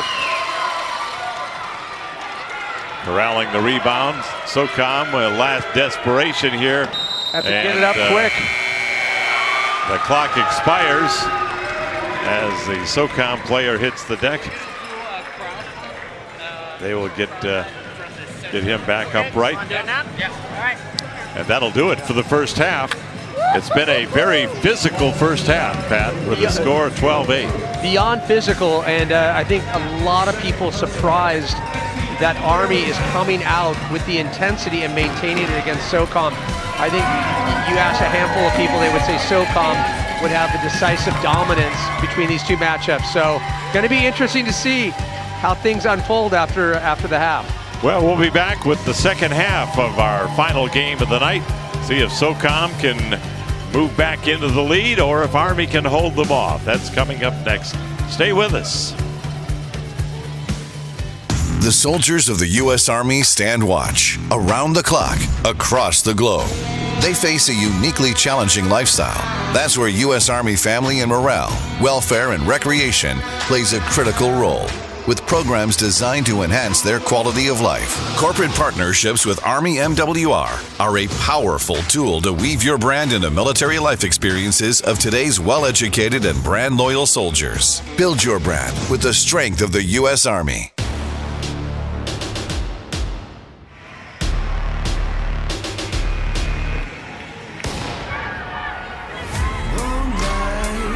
Sharp daggers, cold steel, blood dripping down the wall, blood rushing down the hallway.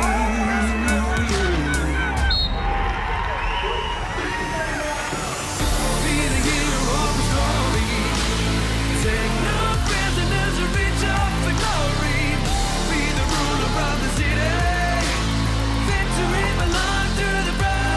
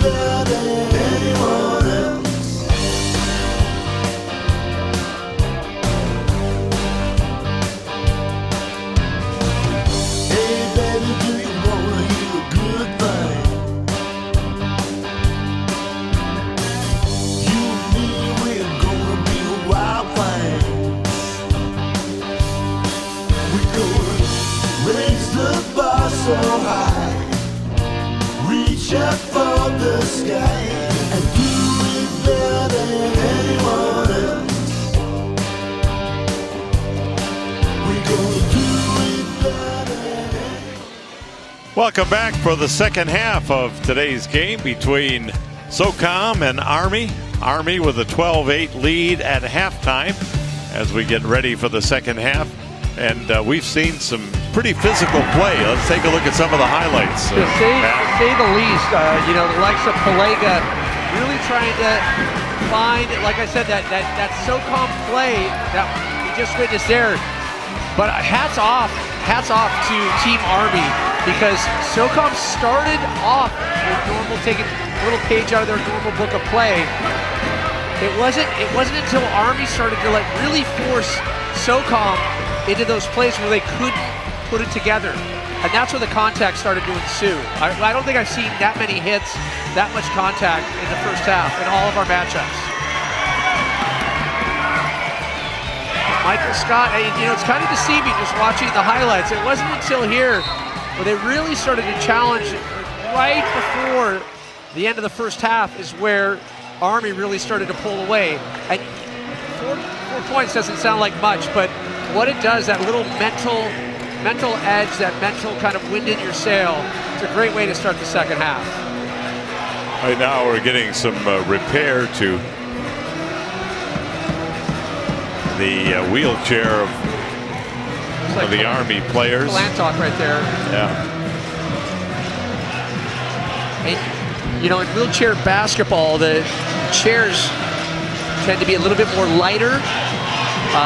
Wheelchair rugby, they're built like tanks. It's a little bit different, but we've seen a lot of contact, a lot of flipped chairs so far. There has definitely been a lot of that. We're back to second half action. Garlic shot is up and no good.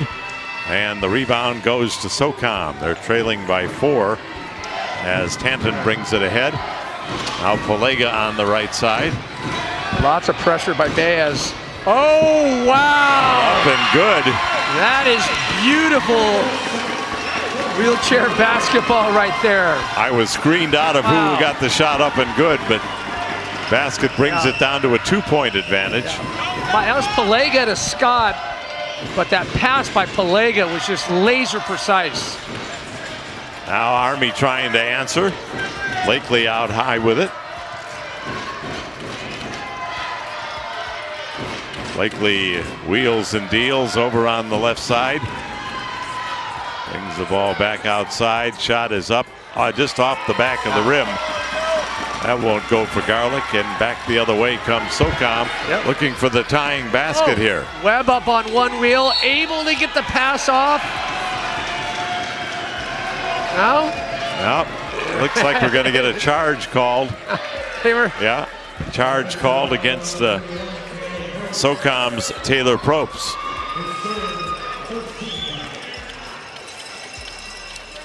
Play just over a minute here in the second half.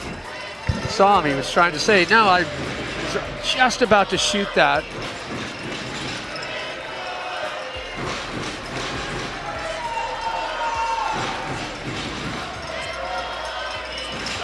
Garlic over on the far side, going back and forth, wheeling and dealing. The pass comes inside, shot no good. Rebound is up and good. And Abel Baez. Yeah, I was talking about Baez, his ability to just post up and just be ready for it. Got that amazing reach. And Baez is fired up, you can see. Just getting it ahead to Scott. Scott looks for someone. Over on the right side, the shot no good. Thompson has the rebound for Army. Army with a 4-point lead in the ball.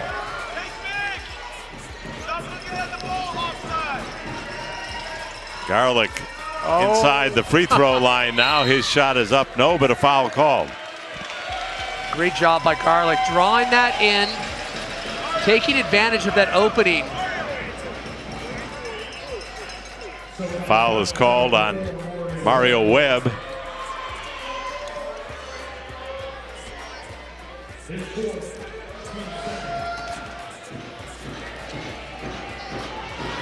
And we'll get free throws for Army. Chance to bring it to 5+ on the lead.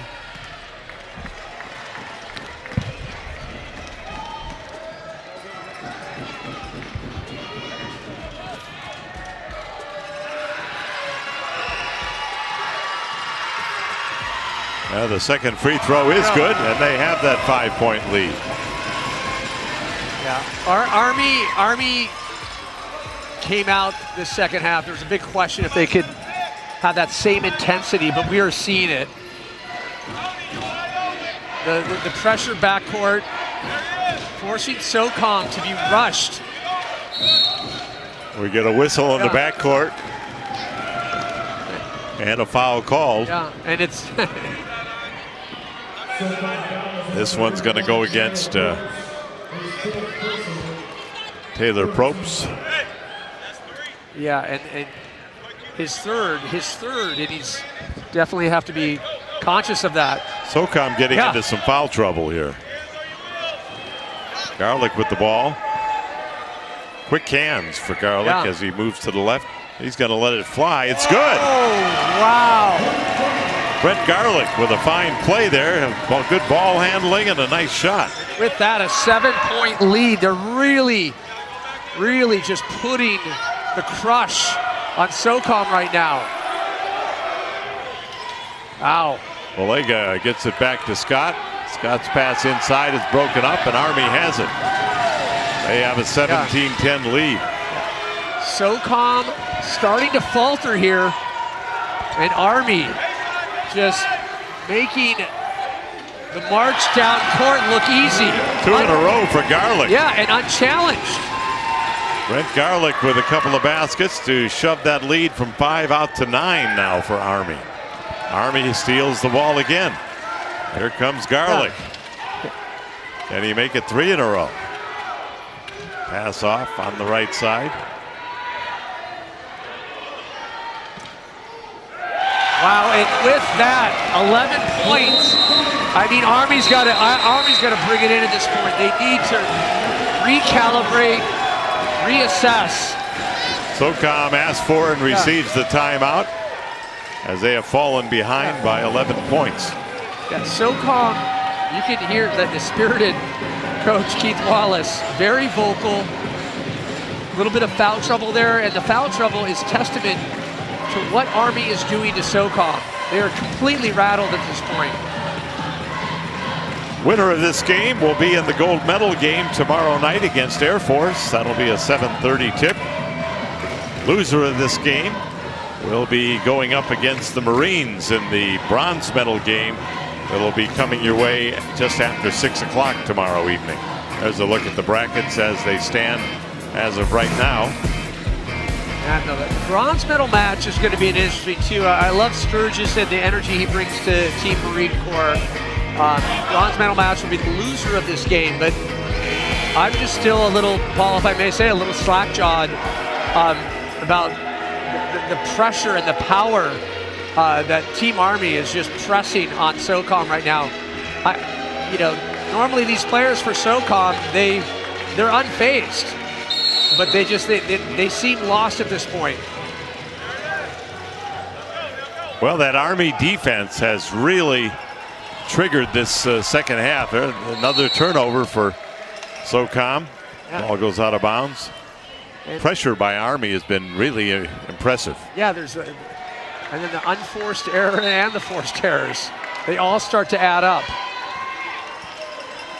Here's Brent Garlick with the ball. He's been a big cog of the success of Army here in the second half. He lets another one fly, and that's good. He has made 3 in a row now. Garlick. 23-10. Even it's spicy. He's been so consistent from that corner. And Pelega all alone, looking for a little help from Tanton. And Lane applies the pressure, strips it away. More pressure from Army. And Army has the ball again. Garlick with it. 13-point lead just like that. There's a shot up. Garlick finally misses. And SOCOM with the rebound. But they are now comfortably ahead by 13. 14 and a half to go. Showing his prowess on D. Big pass up and over. Pelega able to get a fingertip on it. Ball is loose. Going to go out of bounds, and it will belong to SOCOM. Substitution coming in now for SOCOM as they get into the game. Jonathan Wiesner. And Wiesner trying to stay in step with Lane here. They both have that just hyper warp speed in the chairs. Chase Tanton. Pass down low. Count is up and good. That ends a drought for SOCOM. Little hope there for SOCOM. Taylor Probst with the basket. Makes it 23-12. Here comes Garlick the other way. They try and shut him off. He's got it on the left wing. Still with the ball. Goes under the basket. Passes out to Lane. His shot is no good. And SOCOM with the ball, but it was knocked away. It'll still be SOCOM ball. Love to see that ball movement by Garlick and that confidence.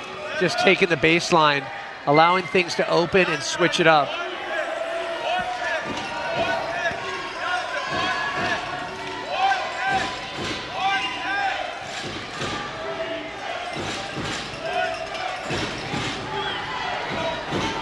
Wiesner needs to get it across.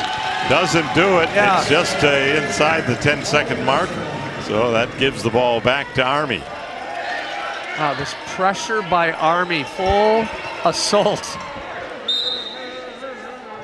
Giving SOCOM no room to move. And that pressure is happening all over the court, Pat. It's not just under the basket, but they're all over the ball. It is an MMA UFC armbar to the throat of SOCOM right now. You almost don't recognize them. And when you have shots like that by Army, Lane. Justin Lane. Yeah. Getting the pass from Garlick and converting. Insult to injury.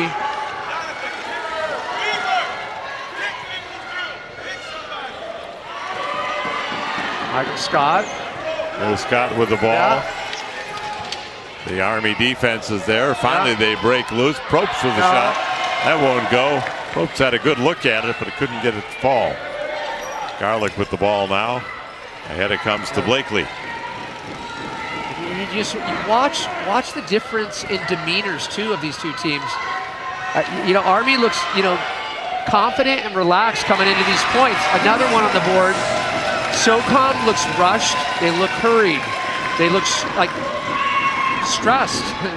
Chris Parks with the last basket there for Army. And they are really starting to dominate now what was a close game. A 15-point advantage for Army. Scott on the right side with it for SOCOM. Brings it back outside to... Wow. Probst unable to do anything with it. The ball is loose, out of bounds it goes. And we got a foul called. Only 6 seconds left on the shot clock before the foul was called. A foul called against Abel Baez of the Army. Looks like we'll have a sub for Team Army. Brooks Jader finally getting some play time here. Here comes Garlick ahead. Got Lane setting a pick for him. Screen. Ball goes to Parks. He tries to get it back to Garlick, and we get a whistle. And it will be SOCOM ball. Beautiful ball control by Garlick. Really testing SOCOM's ability on their defense. The way that he works his way down.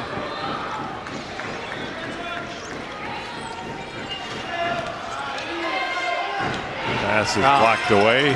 Scott manages to get it back for SOCOM. And Probst putting it up and in. Make it 27-14. Smart. Probst really taking his time, being nice, careful, and deliberate with that point. Time beginning to be an ally of Army, though, as we're under 10 minutes. We're more than halfway through the second half. Garlick's pass going to Justin Lane. Justin Lane fires. That's too long. Yeah. Pelega had the rebound and a foul called against Army. This one will go on Chris Parks. Looks like Kalantok in for Army. Mentioned that the time is beginning to be a factor now as we're coming up on 9 minutes to go and 13 points to make up for SOCOM. A huge deficit, and if Army does stay on this level and maintain the pressure, there's no chance for SOCOM to battle back. Got no good. The Garlick has the ball, and we get timeout called by Army. A timeout with 8:51 to go here in this ball game. Looking forward to the game tomorrow night. Let's take a look at the schedule. Lots of action going on. Wheelchair basketball, sitting volleyball. Yeah, That'll be tomorrow. Yeah, equally, we'll follow with the bronze and gold medal match for wheelchair basketball tomorrow. The following day, getting into sitting volleyball, it's a whole different vibe, whole different approach. Really exciting stuff to watch. And then on Saturday, we'll be having swimming between 8 o'clock in the morning and 3:30 in the afternoon. I'm looking forward to seeing that. I'm doing the medal ceremonies there for swimming. That's always a good time. But the energy here has not subsided.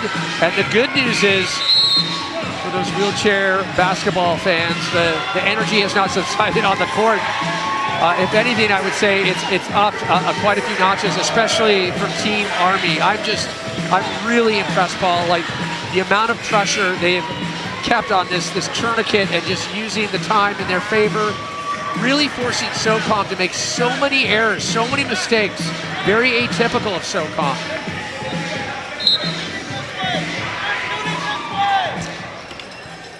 Gene Kalentok with the inbound pass. Ball goes over to out of bounds, and it'll go to SOCOM.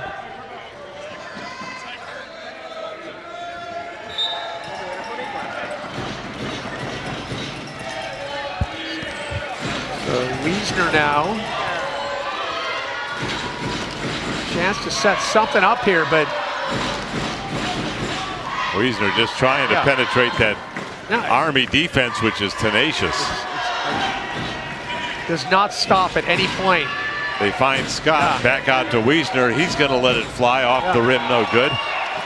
Ball is loose. And Garlick has it for Army. There's a pass with a breakaway. A chance. Can she catch it? Doesn't look like she's going to have the energy to get there, though.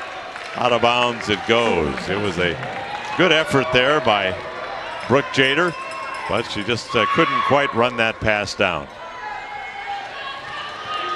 7:45 left in our contest. Yeah, and you can see this as Wiesner approaches again. The pressure. You saw Lane just strips it away, breaks the flow. Has to then recalibrate, start from scratch. They're just every play is getting shut down. Taylor Probst the inbound and gets it to Wiesner.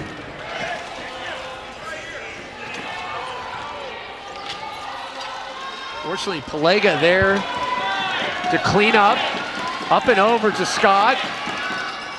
Just beats the shot clock to bring SOCOM back to within 11 at 27-16.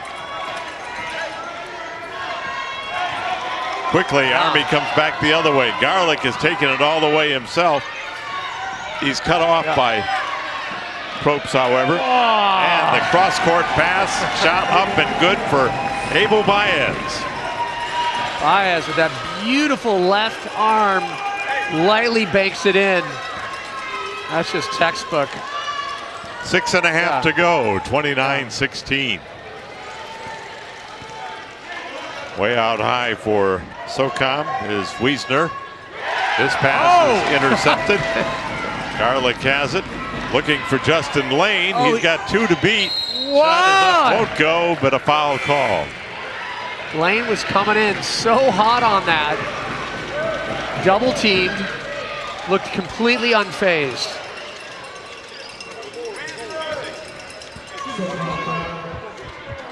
Foul called against Army. Or against SOCOM, I should say. Army with free throws, Justin Lane. Now we get some substitutions coming in. Cruz is in, also Thompson back in for Army. And a number of changes coming for SOCOM as well. Chase Tanton coming out, Pelega out. Lots of big changes for SOCOM. As we're close to a 15-point game here. Could be after this free throw. And it is. Foul. That shot barely moved the net. Yeah. Straight through. I questioned it myself. Did that go through? Just a perfect shot. Came right through the net. Not boding well for Team SOCOM right now. Scott's shot is no good, but we get a foul called, and Scott's going to have a couple of free throws. Even with those glimmers of hope where they connect with Scott, he forces it right at the end of the shot clock. It's just SOCOM is not staying in step with Team Army.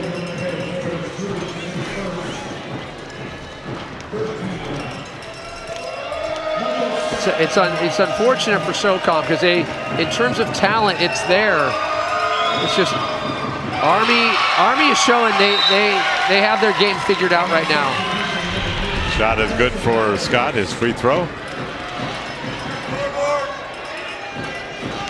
Garlic out. And the free throw, the second one, falls off. 31-17 our score.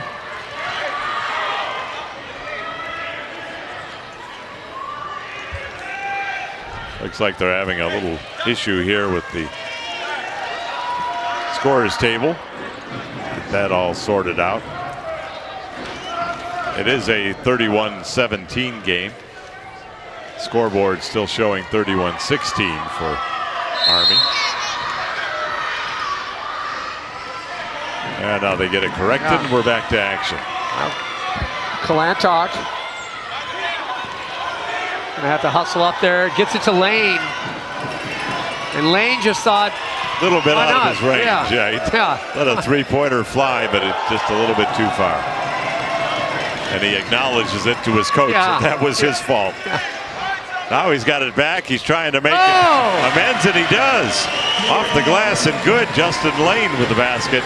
It's 33-17. Look at me now, Coach. A little redemption there for Lane. Yeah.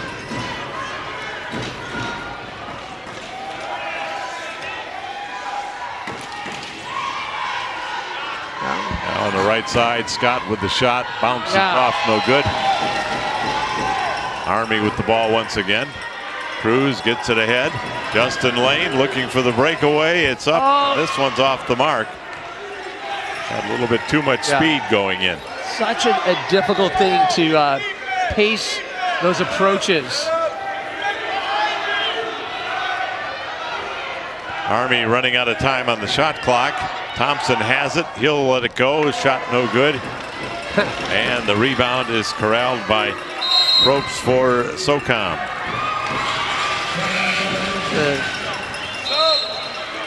nice fake on that by Thompson. Love to see that. We get a substitution for SOCOM as Adam Fouts comes in, replacing Taylor Probst.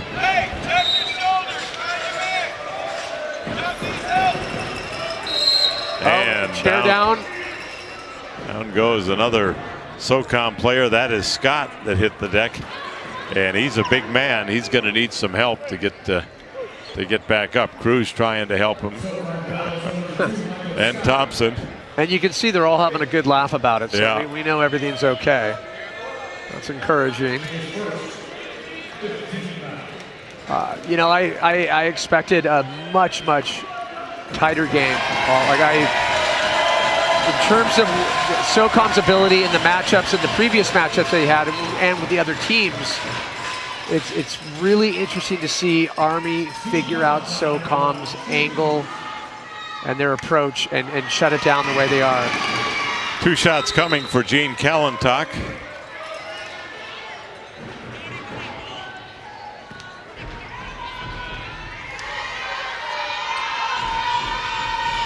Shot is up and being waved off.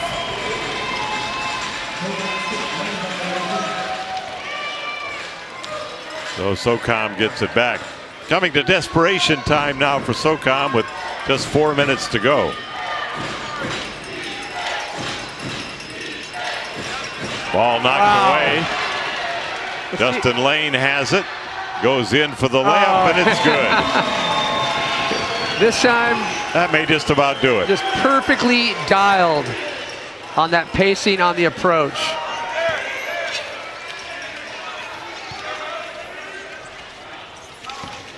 Wow. So No calm. good. Just off the mark.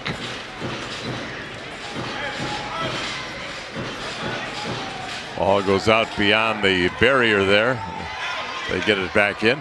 Yeah, and I haven't seen a SOCOM team like this. They've lost their way in so many ways. Well, you got to give a lot of credit to Army. They found a way to come up with the defense that will shut them down. They've rattled the cages for sure. Cruz has the ball. He'll let it go. No good. And the rebound goes to SOCOM. That's Webb had it. Gets it ahead to Scott. Lots of return pass, shot no good. A shot attempt by Adam Fouts. very smart pressure there by Kalantok.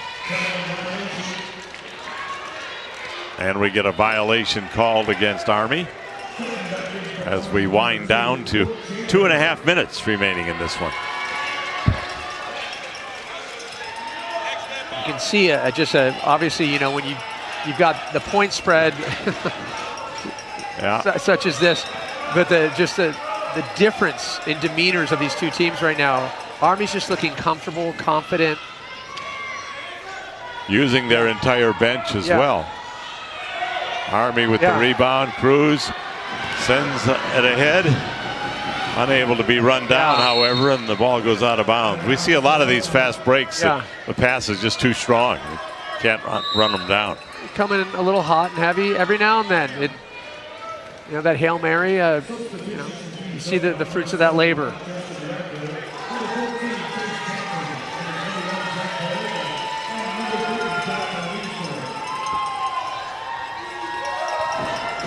So it looks as though we'll be seeing the Marines going up against the Army in the bronze medal game. Albeit unofficial, it's pretty much official. Yeah. It's, you know, 1 minute 20 on the clock, and it just so calm. There was a solid chance going into second half. Army came out so strong and hasn't stopped. Wow. Pass over to Cruz. That one won't go for Thompson. Now Radbill just trying to find something to end on an up note. Now Wiesner. We're under a minute. Wiesner still with the ball. It back out. That won't go for Tappan. And coming ahead for Army, looking for one final tally. Tried to pass it to Cruz, broken up. Palega was like, nope, not here. Nice little tangle up there.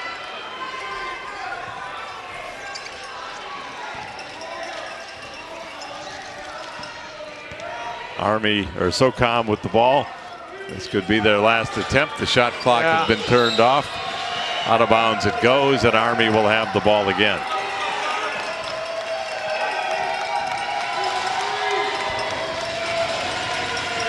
Well, as it clock winds down, you look at this Army team. And the crowd chanting behind them, Army, Army, as they salute their heroes out there on the court. Shot up no good, and that's going to do it. That's the ball game. The final score, Army defeating SOCOM 35-17. And that means that Army will advance to the gold medal game tomorrow against the Air Force, and SOCOM will battle the Marines for the bronze medal. Yeah, Army needs to be so happy with what they left on the court here. And I'm just so impressed. The intensity, the finesse with the plays, but the constant pressure on SOCOM, completely getting in the minds and rattling the gameplay of SOCOM. That's wheelchair basketball at its finest.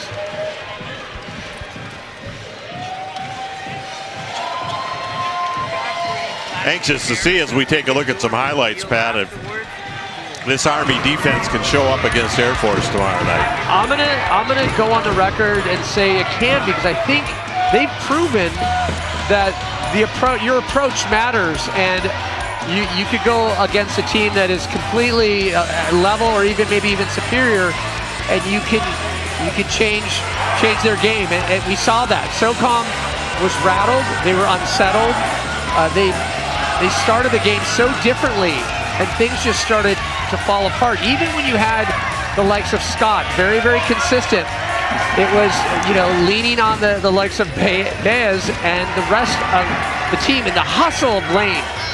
Compliments to Lane. I mean, he was able to follow through on so much of his disruptive plays. He disrupted so many plays of SOCOM. So here is the brackets as we head into the medal rounds tomorrow. The bronze medal game will have SOCOM taking on the Marine Corps.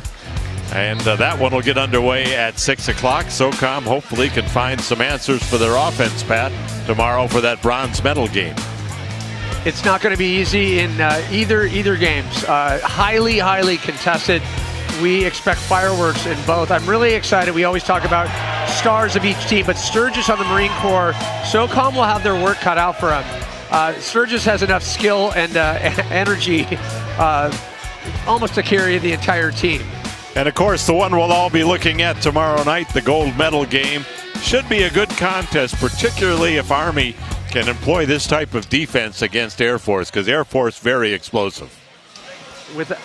Without a doubt, all focus and the bullseye sits squarely on the backs of Air Force. As I mentioned, they are the gold medalists coming out of wheelchair rugby. Can they go back to back? What a feat that would be, and what a bragging right. Pat, it's been a lot of fun, and we're going to send it over to Lizzie. I think she is ready with our post-game interview. Lots of people talking out there, but let's go over to Lizzie Smith. Well, how about that game? Team Army totally dominating Team SOCOM there in the second half. I have Brent Garlick here. Man, how much of that was teamwork and how much of that was the sick chromed out wheelchair you got? Oh, it was zero chair and 100% teamwork. We had such a great crowd too. A whole lot of credit goes to our crowd. We know how to party, and we definitely came here to work as well. So we're very fortunate to be here and very happy to be here. Yeah, very clear to tell you came to work, especially in that second half. A lot of fight came out. What changed for Team Army? We just kept it together, kept working the plan, and like I said, the crowd came behind us. We allowed us to focus. They kept it loud. They kept us energized, and we got it done. They definitely showed out for you guys. How does it feel heading into the gold medal match tomorrow? Well, we were the underdogs. Nobody saw us even making it to the championship. Everybody's talking Air Force. So we have something for Air Force. You heard it, Air Force. Team Army is coming for you. Definitely ones to watch tomorrow. We'll let you go celebrate with your team, Brent. Thanks so much for your time, and we will be back tomorrow with wheelchair basketball finals.